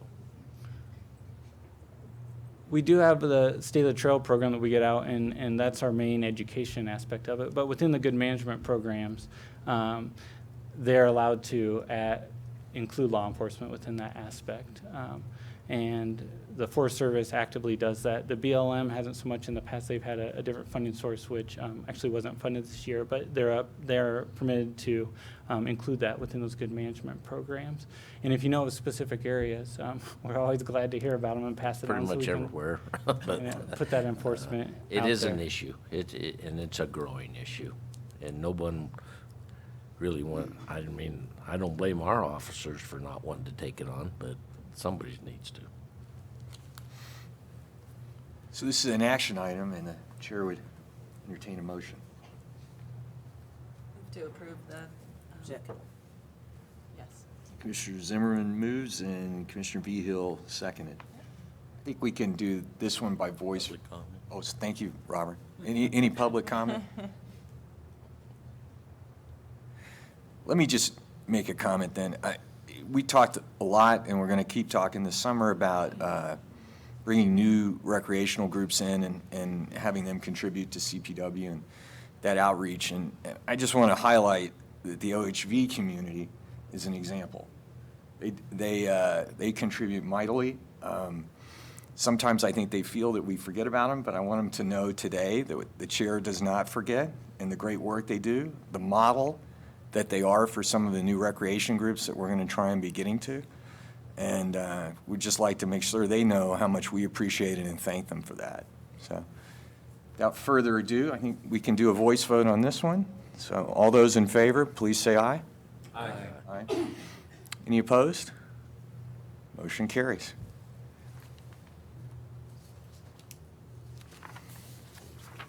All right, non-motorized trail grants. All right, getting through this pretty fast. So I'm glad you all had that discussion that continued on over from yesterday, because it kind of falls into a little bit of what the Trails Committee is looking at on how to move forward, and what we'll be discussing here a little bit too. So this year in our non-motorized grant cycle, the subcommittee and the committee have been having a significant amount of discussion about basically where the state's at with trails and how to move forward with it. We saw a lot more requests this year for maintenance grants for a whole trail system. So kind of similar to our good management grant on the OHV. So just a crew to manage a whole trail system. The subcommittee discussed the issues around the ability to adequately address and prioritize the state's needs for maintenance and management of those existing trail systems, also with new construction and the need with growing populations and demand. What they kind of came to is it's hard to have a scoring criteria that looks to both sides when they're combined together in one grant application. And the way it's set up now, it's a little bit more oriented towards the construction side of things. So it was hard to score those maintenance ones too well. So this discussion continued with the Trails Committee, and the committee had a couple extensive discussions on how to move forward with it. They looked at different aspects of creating a good management type of program for non-motorized, funding source requirements and stipulations, existing grant criteria, the current grant process and the A104 policy, historic grant funding statistics. We considered increasing the small construction and maintenance grant funding limit, and then also the ability to prioritize maintenance over construction. And then what they kind of came to as a conclusion is that they would like to separate the construction and maintenance grant categories for it. And so along those lines of, you know, and I think you guys are all looking at that too, but the Trails Committee is too of how to address the needs of the state as we're seeing changes, and whether that's with population or wildlife and resources. But I wanted to point out some of the aspects we changed and updated in 2017 and then what we're doing this year to address some of these concerns. So in 2017, we updated our construction and maintenance grant application, as I kind of stated earlier, and a couple of the questions more adequately address resource and wildlife impacts along with the long-term maintenance of trails. We added application presentations to the grant process. This allows for the subcommittee to ask the grant applicant project-specific questions while also providing the grant applicant the opportunity to more fully present their project. And then we've also been working on having more active collaboration with our CPW regional staff and the wildlife impact and evaluations on, as I mentioned, for each individual grant that comes in. The subcommittees this year in the non-motorized grants addressed and resolved all of the wildlife issues prior to it coming to the Trails Committee or the Commission. So I think that's kind of one of the steps we're moving forward with to try to eliminate those issues. In 2008, this year, we're proposing, what I'm here for is the separation of the construction and maintenance grant categories. This will allow for more adequate prioritization between our construction and maintenance grants. As you all were speaking to of basically of new construction being ahead of being able to do research too, it may allow for, if the commission or committee would prefer to have funding limits set for each category, that could be an option too that would allow you to adjust that a bit too by separating them. But overall for the committee, they feel that it will allow them to address the issues that they're seeing a little bit better and be able to score, have a criteria that meet those specific needs from maintenance to construction a little more specifically. And then we'll also be updating our planning grant application this year to better address the importance of taking a holistic approach to trail planning and landscape level planning. So looking at things on a larger level, on the regional level, and with wildlife corridors, and then also with if there's areas of recreation that are close together and how those interact together too. And then lastly, which you all have been speaking to a little bit too, is the law enforcement aspect and the use on the non-motorized trail. There's a lot more stipulations attached to our funding on the non-motorized side. With the OHV, those are registration funds that we pretty much determined more or less. The use of those, there are some stipulations in statute. But with the federal funds, they cannot go to law enforcement. There's also certain stipulations on you can't have federal match. And so that was kind of a discussion that the committee had with it. It's very difficult to have a good management program on the non-motorized side. GOCO funding can go to it, but there's only funding we can put to planning too. So we think planning is an important aspect that we want to get out there, and we don't really want to cut funding from that. So that's what the Trails Committee is working through right now on the planning aspect of, and also the maintenance of how to best incorporate it. I'm currently working with GOCO to kind of determine what our options with that GOCO funding is for law enforcement and education out there that we can incorporate possibly in the future.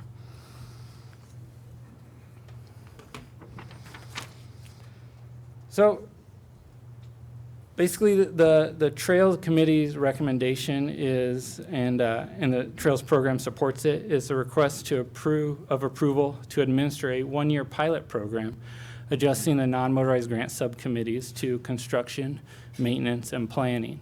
They currently are large construction and maintenance, small construction and maintenance, and planning. The pilot program would allow the committee and Trails Program and the commission to be able to evaluate the effectiveness of those proposed grant categories before taking the time and effort to actually update the policy. So it basically be to run it for a year and see how well it works out before we actually go ahead and update the policy. After we run that pilot program, this upcoming grant cycle, we would come back here to the commission and present on the effectiveness of it, and if we would request to actually update it long-term in the policy. And that is pretty much it for that one, too. Thank you, Nick. Commissioners, questions, comments? Just wanted to give you the chance. Very good. So this is another action item. So the chair would entertain a motion. You want to ask for public comment? Oh, I thought we get the motion, then we'll ask for public comment. But thank you for reminding me. I clearly need it. Well, we're going to build you a little table tent that says public. comment. You know, what I could do is get my shock collars for my dog and give you the button. I make a motion, we approve the non-motorized grant program and the pilot. Second from Commissioner Hauser. Why don't we do the public comment? Just have to put $10 in a bucket every time you donate. Oh, that would be, that's another good one. That would be a good Better one. make it 100. Alternative funding, add that to the portfolio. Well, if we're going to make it 100, I'm resigning and consider Commissioner Zimmerman can take over. Okay, let's do this one by voice vote as well. All those in favor, please say aye. Aye. Any opposed? Motion carries. Nick, thanks very much. And we gained 5 minutes yesterday, so Mr. Cooley is up.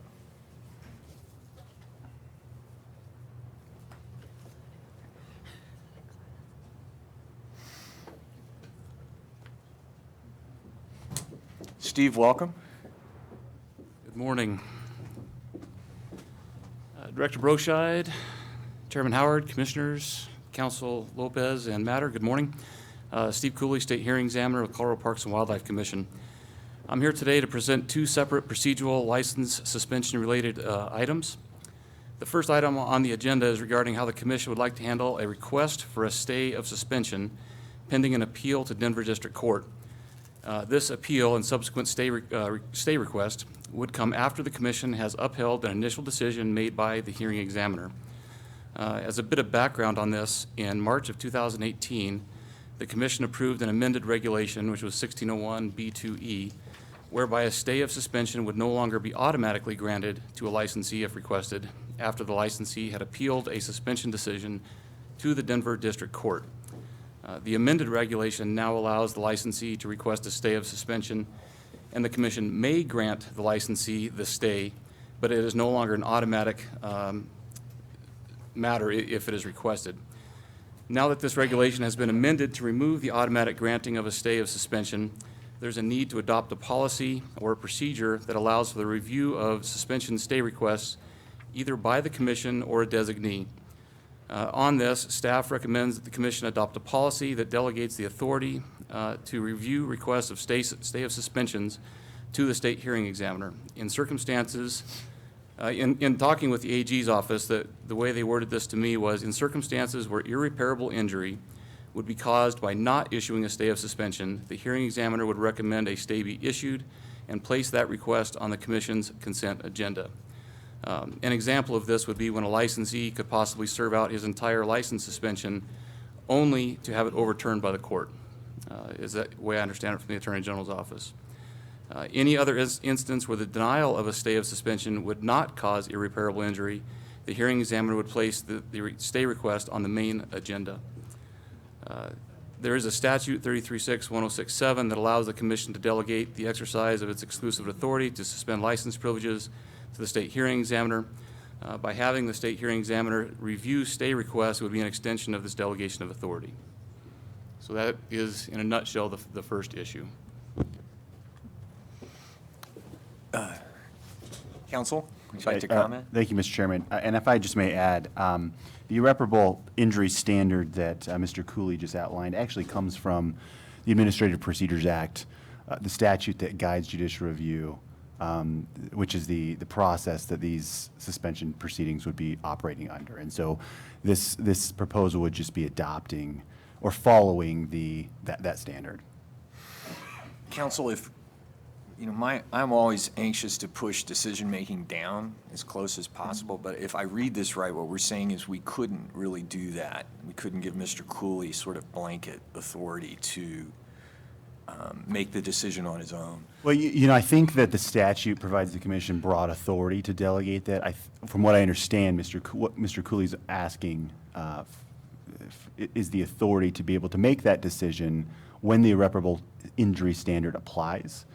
And then you guys would have the authority to review that and approve that. Now, in the instance where he makes a determination that irreparable injury does not apply, that is a determination that has to be withheld to the commission. Is that my understanding of the proposal? That's correct. And in discussions with the Attorney General's office, we found it difficult to even come up with a set of circumstances where we would deny a stay request if requested. So I would, don't want to put a percentage on it, but the vast majority of these, I think, would simply be approved and go on the consent agenda. I guess, I'm sorry to be so obtuse, but why does it need to come to us, is what I'm asking you. Well, I guess in the same manner that, a decision from Mr. Cooley in the license suspension context needs to come to you on an appeal, for instance. So I suppose you can make the legal argument that you've delegated that authority, he can make that decision, and that doesn't need to go any farther. And if that's an avenue that you would like to pursue, we can discuss that. But,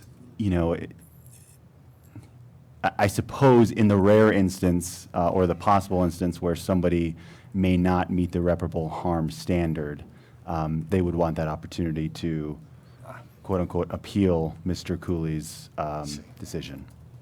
And we can't sit here and say today that may never happen, because just because we haven't thought of a circumstance where it wouldn't happen doesn't mean that one doesn't actually exist. Thank you, Counsel. Commissioner McDaniel. So could someone relate that then to me to the potential options, including one about no mid-suspension reviews being accepted? So the request is the hearing examiner would make the decision, and then we are taking one of these options for then how a review would roll up to the commission? So those are actually two different Two different matters? Two different matters, Okay. yeah. So they're completely separate. This matter is simply the decision, once Mr. Cooley makes a decision on a license suspension and decides to suspend somebody for 2 years, let's say, that individual most likely will want to stay that decision pending judicial review in district court if they decide to appeal that.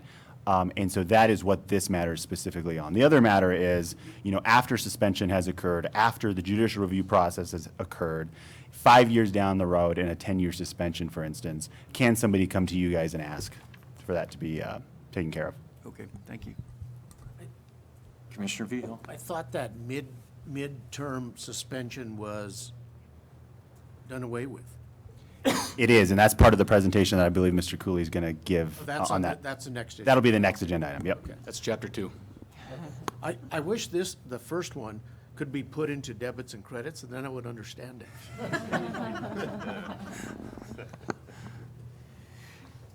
Mr. Cooley, do you want us to act on these in sequence, or would you like us to do it all at the end? I think in sequence would probably be appropriate. Okay. Further discussion? And what are we doing? Are we taking action today to authorize this process? Yes, you're taking action to give Mr. Cooley the authority to act on your behalf with regard to review of stay suspension requests. Any commissioners like to make that motion? I'm a little confused. If you said the next action is going to do away with mid-sentence suspensions, why are we even acting on this now? The difference is timing. So, For the length of the suspension. suspension. Right, so let's say that I did something that I shouldn't have done, and I go before Mr. Cooley, and Mr. Cooley suspends my license for 2 years. I don't like that decision, so I would like to appeal that to the commission. Commission agrees with Mr. Cooley. I don't like that decision. I decide to appeal it to district court. What this is talking about is that probably 6 to year-long process that it'll take me to get a resolution in district court. Do I have the right to suspend Mr. Cooley in your decision until I get an opportunity to go before the judge? Commissioner Zip. And just to make sure I understand this, Mr. Cooley, you're saying in most instances you would that you foresee you would grant that stay. In the typical situations that you've seen in the past, you would grant that stay and side that it would cause irreparable damage because of the timeline. Absolutely. And just to clarify, this came as a result of a small change in regulation where it went from an automatic stay of suspension was granted if requested to now saying that the commission may grant it. So I don't foresee anything changing, and honestly, having discussions, just because we haven't thought of it doesn't mean it won't happen, but we couldn't come up with a circumstance where we would deny a stay request if it was requested. I'd like to make a motion to accept the proposal for granting the state examiner that authority as requested here. Motion on the floor? Second. Second from Commissioner Bray. Thank you, Commissioner Zip. Any further discussion? Why don't we do this as a voice vote? I'm sorry, as a roll call. Okay. Ray? Yes. Haskett? Yes. Hauser? McDaniel? Yes. Peisel? Yes. Vigil? Yes. Wingfield? Yes. Zimmerman? Yes. Zip? Yes. And Chairman Howard. Yes. Motion carried unanimously. Okay, now on to the second agenda item, which I saw some of you looking at already. And this does have to do with what they call a mid-suspension review request. A mid-suspension review request is when a suspended licensee is requesting that the commission review a standing suspension decision for possible early termination or modification of their suspension decision. Although mid-suspension reviews are not required to be received or considered through a regulation or by statute, the commission has previously done so, first administratively prior to 2012, and then most recently as a result of a statutory provision that was in effect from 2012 until 2017. I think that's what several of you have referred to already. This statutory provision was repealed on July 1st, 2017, and the regulation that was supported by the statute has also now been repealed in March of 2018. Since that time, there has been no formal process on whether mid-suspension review requests are accepted for review or not. Currently, the hearings office has 2 pending mid-suspension review requests for the commission. One is a 5-year and one is a lifetime suspension. In an attempt to look at how other states handle mid-suspension reviews, Bob Thompson, lead criminal investigator for Colorado law enforcement, surveyed member states of the Wildlife Violator Compact regarding how they handle their mid-suspension reviews. Of the 47 states that are members in the Wildlife Violator Compact, 44 of the states replied that they do not allow for mid-suspension reviews. 2 states failed to reply, which were Arizona and Louisiana, but it is believed that they do not allow for mid-suspension reviews either. Only 1 state that was surveyed, which was New Jersey, does allow for any sort of a mid-suspension review process. In looking at this, there's generally 3 options that would be available to the commission for how to handle mid-suspension review requests, going from one end of the spectrum to the other. The first would be that simply no mid-suspension reviews are accepted or there's no allowance for them. This is the simplest and most streamlined approach. However, it does not allow for the commission to review cases that it might have otherwise accepted for review. On rare occasions in the past, there have been circumstances that the commission believed were so compelling or extraordinary as to warrant granting relief to the licensee. So that would be the first option we would have, is just kind of where we're at now, formalizing the process of saying we do not have any allowances for or recognize mid-suspension reviews. Steve, could I just ask you a question? Absolutely. when I think it was my first meeting, we had the Court of Appeals change the law, and so there was an individual who had been sentenced, I think, to 10 years loss. And his lawyer came forward voluntarily, not through the mid-suspension approval process, but just asking us to be generous. And we granted that because in that case, the law had changed. It's a very unusual circumstance. Would that still be allowed if we were to pick that first option? That where we have the discretion, something very odd like that happens? I'm going to defer to council on that. So, Mr. Chairman, you obviously have the discretion to, adopt something today and then adopt something different tomorrow. So, potentially, yes, if somebody came in or if you were seeing a volume of individuals coming in with stories compelling you to want to change that policy, you absolutely have the right to adopt it. This is setting in stone a policy today, but should you want to change that next month or in a year or in 5 years, you certainly have the authority to do so. That was just a very unusual case, and so I wouldn't want to preclude that very odd, because he was sentenced where other people were now not sentenced, so it was unfair. So that would still be available, right? It would. The one thing I would caution, and Mr. Cooley may get to this when he talks about the other options, is without establishing some sort of regulatory scheme here, we're not setting up any sort of standards that the commission may be able to apply when they're comparing various mid-suspension review requests. Thank you very much.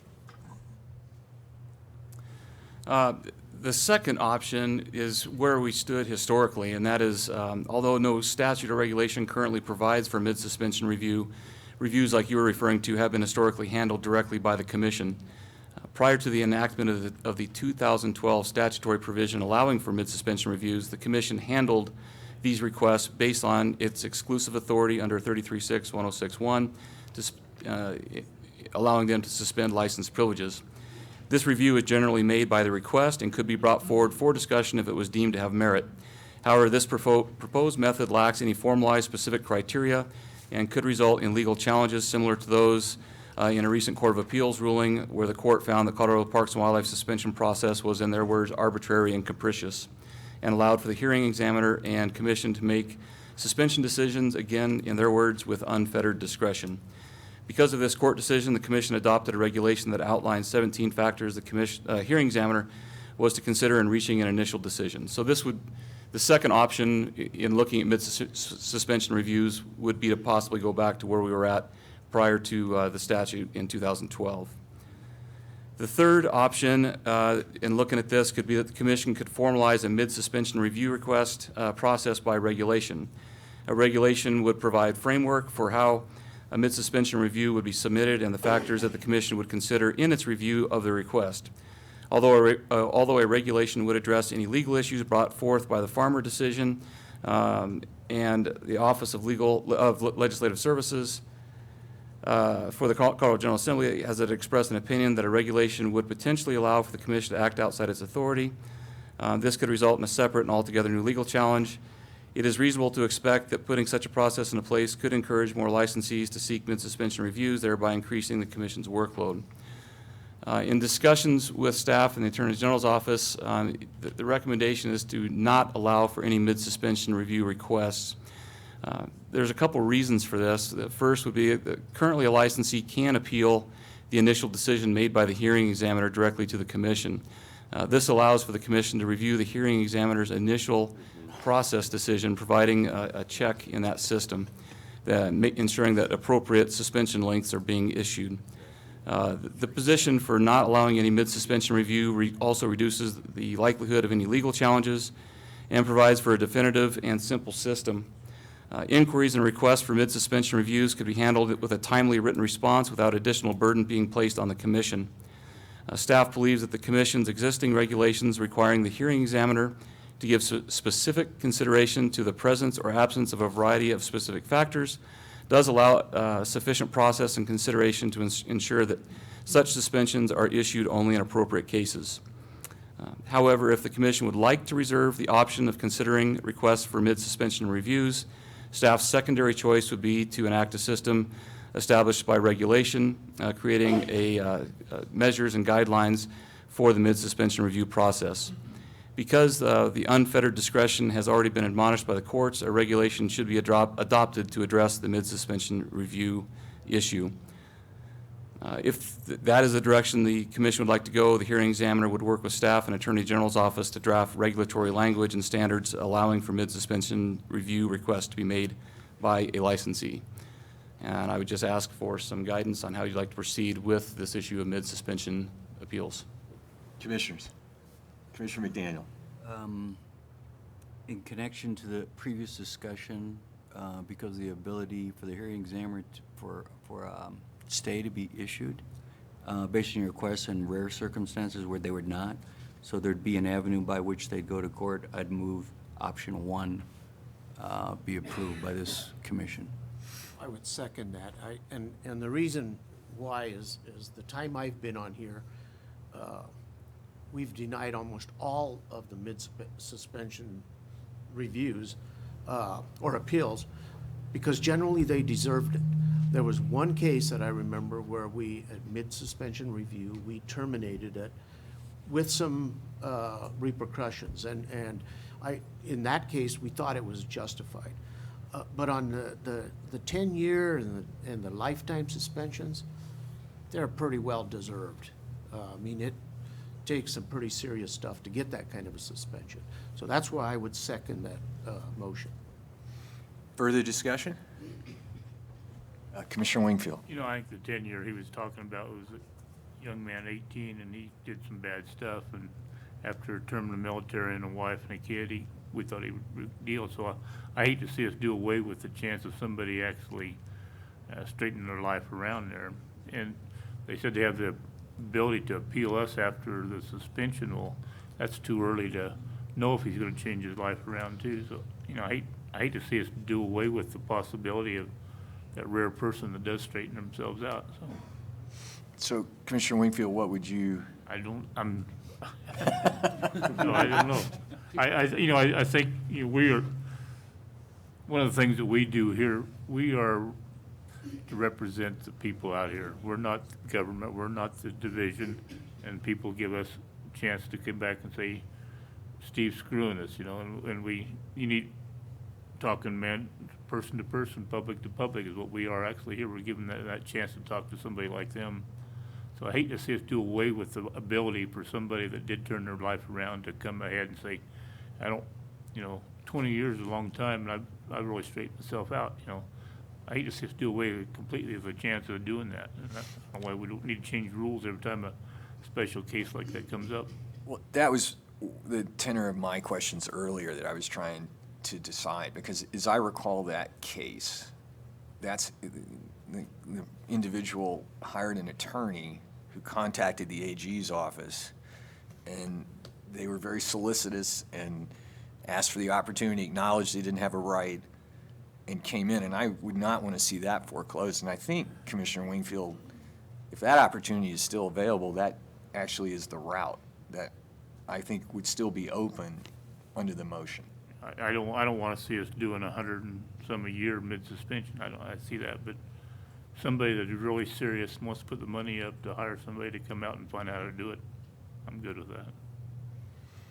So the statute in 2012 didn't say we had to review mid-suspension. They gave us the opportunity to. That's my right. Give you the mid-suspension statute gave you the authority to do that, and then a regulation was adopted discussing the process for doing that. Now that statute's been repealed and the regulation's been repealed, we're in this situation, this odd situation. I was thinking it was mandatory. So, okay. Commissioner Bray.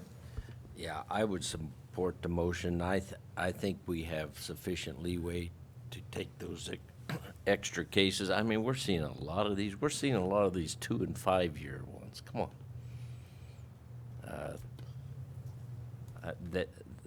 They have the opportunity to come in on the front side on these smaller ones, the 2- and 5-year deals. They have the opportunity to come before the commission in the beginning, and if it's upheld, then it needs to stay upheld. So I would support option number 1. Further discussion? Okay, why don't we do a roll call on this one too? Public comment, thank you. That's $10. Mr. Zimmerman, Chairman you're Howard, if I chairman. could I respond quickly to Oh, Commissioner? absolutely. I apologize. No, that's fine. Commissioner Wingfield, in response to your concerns, I think that's where it is incumbent on my position to look at those social factors that are listed in regulation. When you're looking at a younger violator, perhaps not a repeat violator, I think the length of a suspension can actually offer a person a second chance at the opportunity at hunting at some point in their life without having to go through a mid-suspension review process. And again, let's just say hypothetically, I give out a 30-year suspension to someone like that, and they do appeal it to you. That is their opportunity at that point to have someone else look at the suspension that was handed down. And I agree with you, they haven't had a sufficient amount of time at that point to prove that they have turned around their life or done something different with it. But it also gives you the opportunity to say perhaps that 30 years is too long at his age. You know, we could alter that decision at some point.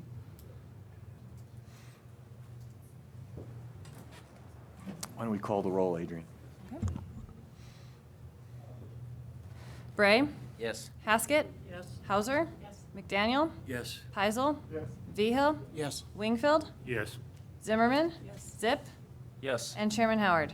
Yes. Motion carries unanimously. Steve, thank you for all your hard work. You have a tough job, and you do a great job. Well, thank you very much. I appreciate your time. Well, you're mid-suspension after 15, come back and talk. Great. So now our next item up is public comments, inputs, and presentations. I have a couple of blue slips. If anyone else wants to speak, now is your time. Let me call Ms. Rhonda Dunlap up to the podium first. Welcome, Ms. Dunlap.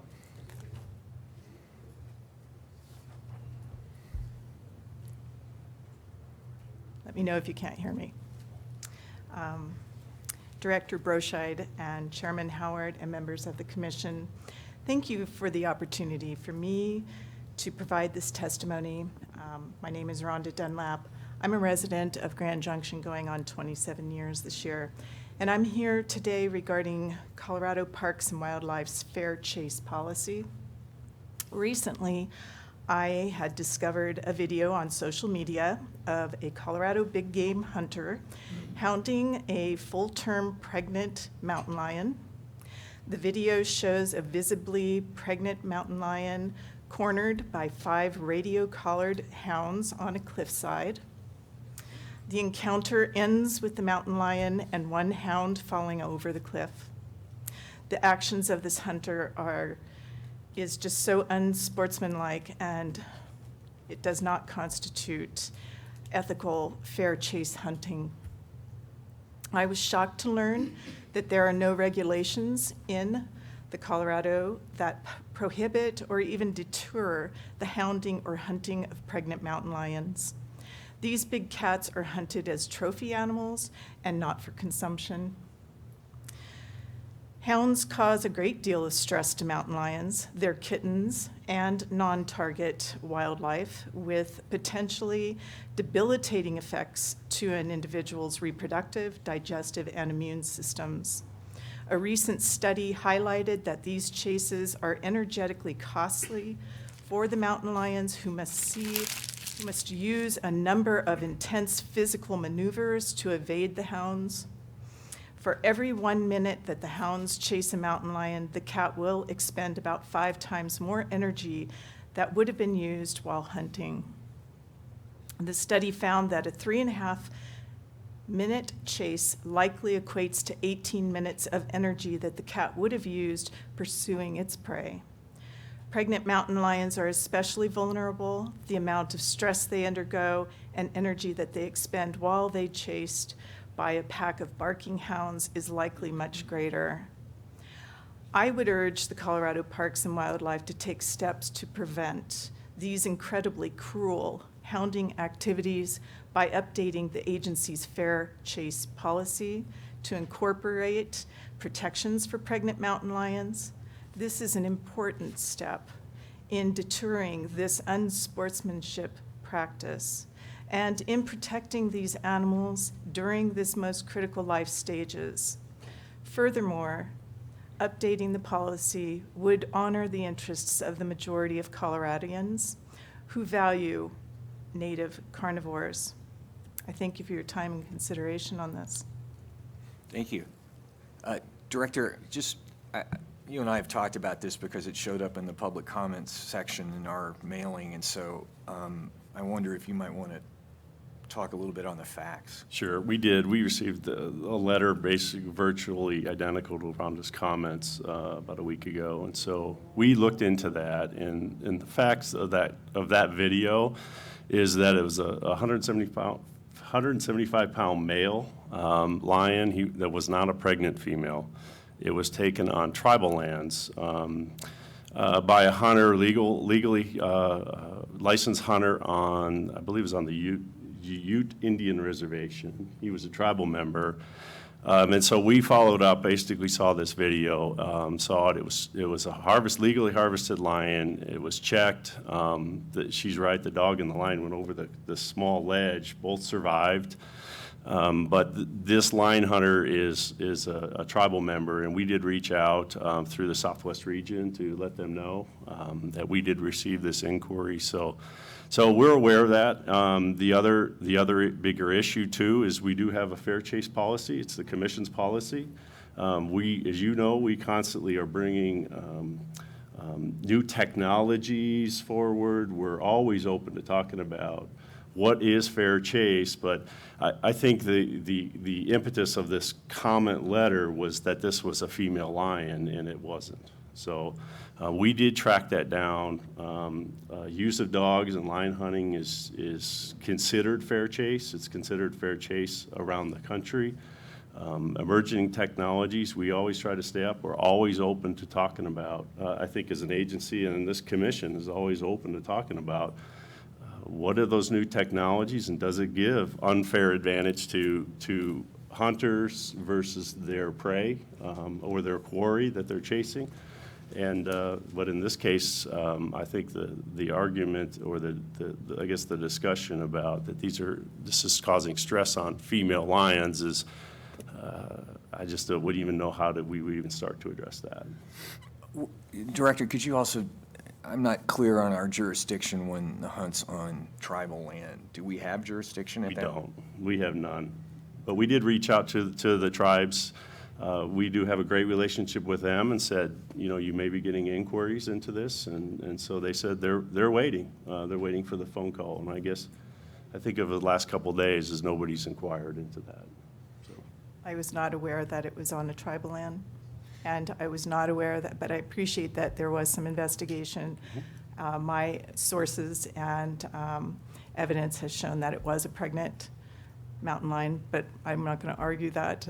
We both have our different sources.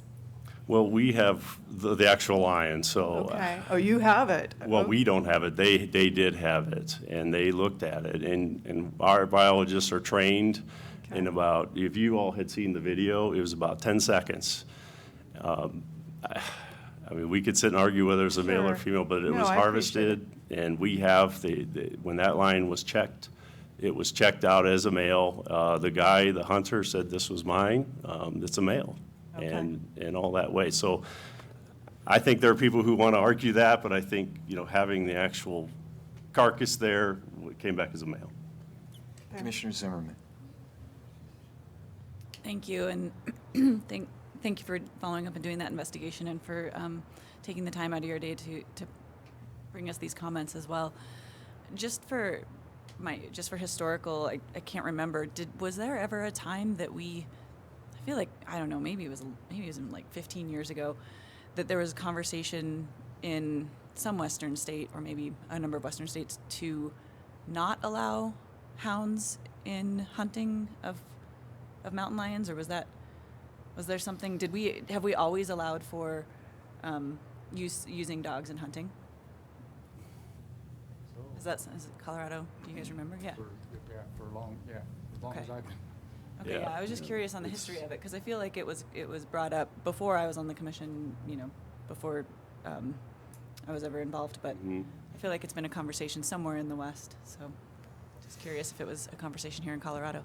Seniors, let me invite you, you know, if you talk to the tribes and you want to come back and talk to us further, you're welcome to. And Okay. we appreciate that. Absolutely. Thank you so much. I appreciate it. Thank you. Next up is Mr. Behrens. Your comment, I think. Oh, I apologize, Commissioner Bray, I That's apologize. okay. You know, we do have a fair chase policy, and it would probably bear revisiting from time to time, but we do have, here in Colorado, we have a lot of regulations regarding lions, and one of them is our lion hunter has to take a test on the internet, which that teaches them to identify by their tracks as to whether they're chasing a male or a female, that kind of thing. As far as the pregnancy thing, I don't know how we're going to administer a pregnancy test prior to chasing the lion, but I think we have the appropriate processes in place, and to revisit the fair chase policy occasionally is always a good idea. But I think we've got a good program here in Colorado, and we've tried really, really hard to be real ethical with our hunting, and for the most part, we're succeeding. One other item of just Commissioner clarification. I do know a lot of lion hunters in my area, and they actually do consume the lion. So I'm not saying everybody does, but the ones I know do. I will comment that I've had lion, and I was surprised that it was good. It was good, so. Tastes like chicken. As they say. Okay, any other comments on that? Give my apologies, Commissioner Bray. Mr. Behrens, I think we're ready for you. Thank you, Mr. Chairman and Commission members. My name is Denny Behrens with Big Game Forever. If you remember back in January, I came forward during the public comment period and invited you to the Pagosa Springs Big Game Forever banquet, and I told you at that time that we were involved in helping to try and raise money so that backcountry trails could be opened because of the deadfall, the beetle deadfall problems, and the fact that the outfitters were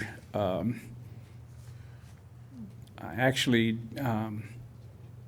curtailing their backcountry hunts and fishing trips because they couldn't get back to their permitted areas.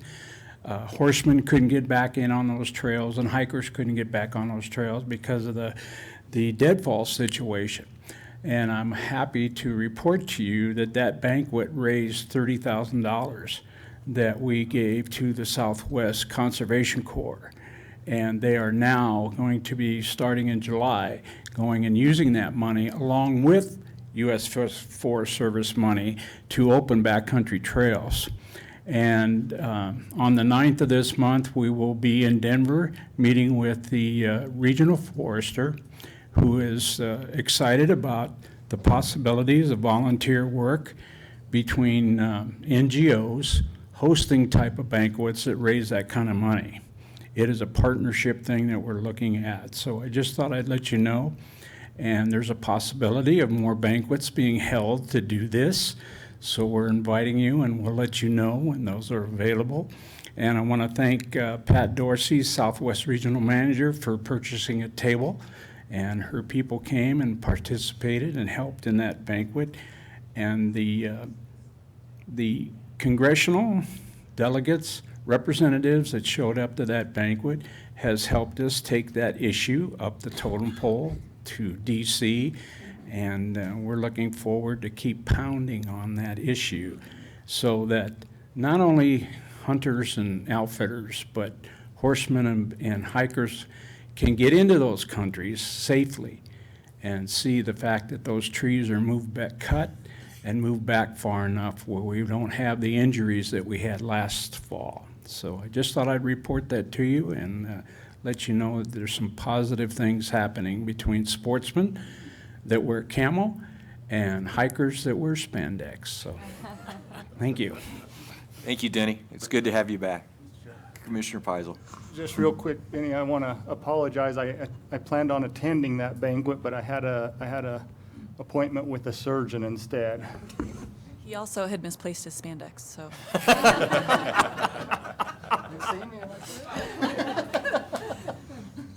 Lucky you. Commissioner Haskett. There's no one here to comment, but we did receive some letters on the antler collection. I wanted to just tell you that a few weeks ago, I did ride out in the desert, and there we did see several antlers on the ground. The deer were where they used to be. Over the last few years, we've seen a lot of impact in our area from the side-by-sides, and it was more back to normal. So that was really nice to see. Thank you, Commissioner Haskett. Next up is our consent agenda. Commissioner Howard? Oh, I apologize. I had submitted a public comment. Oh, I'm sorry, Steve. That's right. I think it was on 2, and I only gave you 1, so please come forward. Okay. Thank you, Chairman Howard, Director Broshad, Commissioners. The CBA Board asked me to just inform you of a couple of items. One being, with all the recent wolf reintroduction meetings that have gone on across the state, our volunteers and our membership had queried the board as to, where are we as an organization on, what's our position? And in the past, in 2016, the commission had adopted a wolf resolution, and at the time, we were in favor and support of that resolution. But the board, in further discussing this, we took member input at our banquet in Fort Collins, and we've since last month, rather than having just a position on the issue, and again, based on member input, we now have a policy as an organization, and our policy is leveraging your resolution from 2016, and our policy is the Colorado Bowhunters Association is that we are simply in opposition of the intentional release of any wolf in Colorado, and we just wanted to inform you of that. Secondarily, on a different topic, on April 2nd, my predecessor in this role, Tom Behunin, who many of you had worked with over the years, passed away. And Tom served on the board for 7 years. He spent countless hours and devoted much of his lifetime to volunteer service. So we just wanted to make you aware of that. He'll be missed. Thank you. Thank you, Steve. Commissioner Vigil. Steve, just to follow up on the resolution. Yes. I appreciate that, because that resolution didn't come easy out of this commission. It was somewhat of a battle, so. Thank you. I'm glad you adopting parts of that resolution as policy. Yeah, and we had consulted with our legislative lobbyist, and I think there's been some discussion about maybe a sportsman's summit where we examine a number of issues, including that. So if we can support you in your resolution, let us know. Thank you.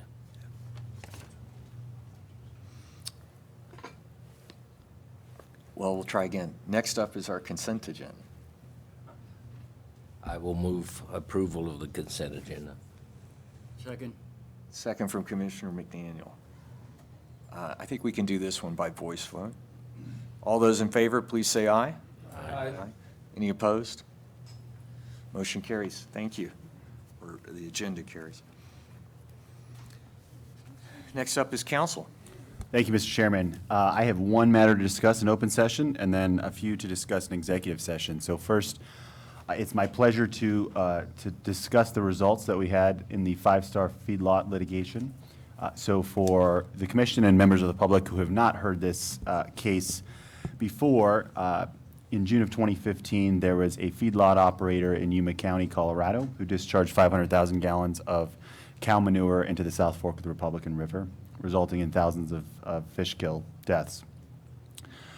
We went to trial on this case 3 weeks ago, seeking the value of the fish that were killed. The judge came back with a judgment giving the division and this commission every cent that was requested for a total amount of $625,744. I want to specifically say that Dan Prenslow and the Southeast Region Shop did a fantastic job on this case. Tremendous kudos should go to those folks, Paul Fouts, Josh Naring, Lori Martin, Aaron Burscheid, who was the AWM, Frank McGee, who's the DWM, and a number of other folks did a fantastic job in getting this result. And I will say that I've told them, and I want to make sure this commission knows and the director knows, that the people of Colorado and its wildlife are better off today because of the tremendous work that Dan Prenslow's staff and the Southeast region, your aquatic biologist, did in pursuing this case. So tremendous victory. I will talk a little bit about what's next in executive session, but I wanted to pass along that good news to you guys. Any questions? Yeah. There's a comment, all of a sudden Dan Prenslow's hat doesn't fit him now. Well, we can't give Dan too much credit. It's mostly his staff. It was his staff, yeah. Commissioner Hauser. Thank you, Chairman Howard. This may have to happen in closed session, but I mean, what happens with those funds? Does that go back into that region, or for the purposes of repopulating the fish population? I don't know. Just curious what happens to that. Yeah, and I may actually have to defer to our financial guys on this. From what I understand, and correct me if I'm wrong, Justin, 50% of that goes into general fund, and then 50% of that goes to the Southeast region. But I'll let Justin clarify what happens. Justin Rudder again, and I believe you're correct. 50% goes to the general fund as a fine or fee, but there is no automatic mechanism to drive that back to a cost center budget.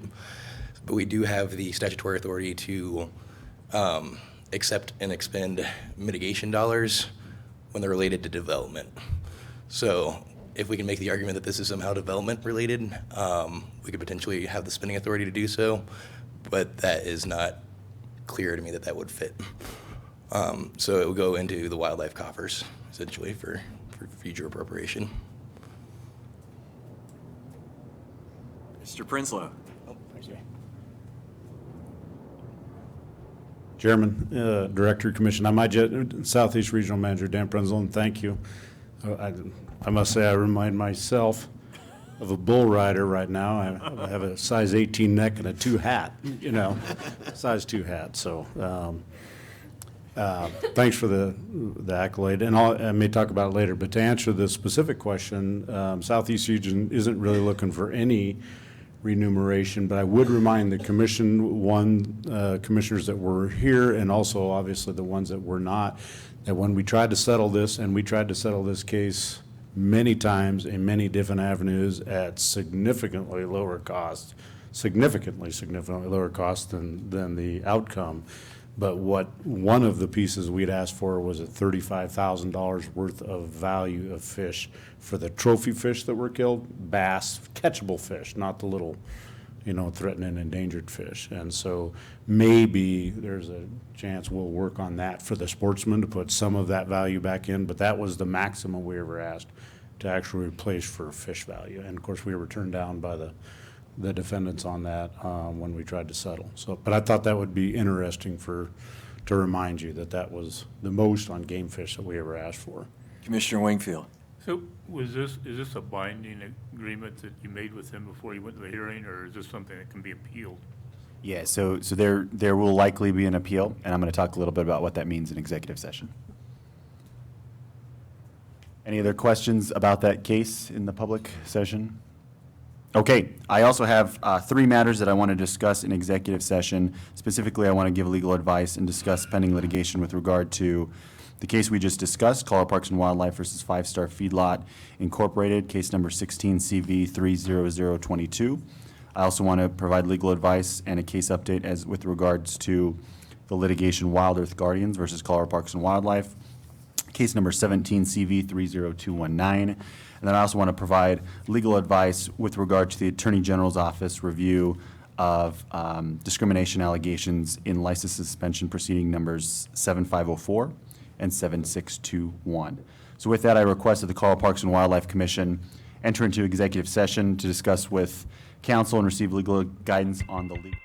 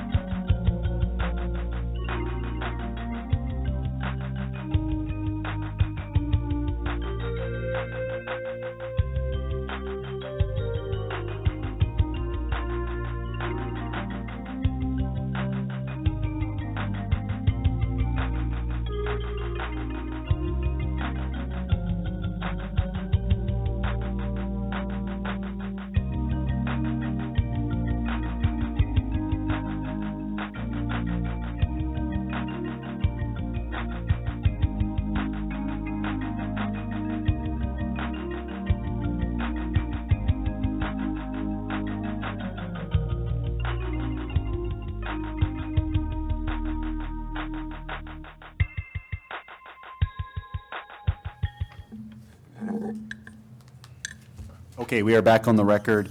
This is Nick Lopez, Assistant Attorney General, counsel to the Parks and Wildlife Commission. We just had executive session and have come out of executive session and discussed a number of issues specifically identified previously, but I'll identify them one more time. The Colorado Parks and Wildlife litigation against Five Star Feedlot, case number 16 CV 30022. We also discussed and I provided legal advice and guidance with regards to the Wild Earth Guardians versus Colorado Parks and Wildlife litigation, case number 17 CV 30219. And then I also provided legal guidance with regards to the Attorney General's review of discrimination allegations in license suspension proceeding numbers 7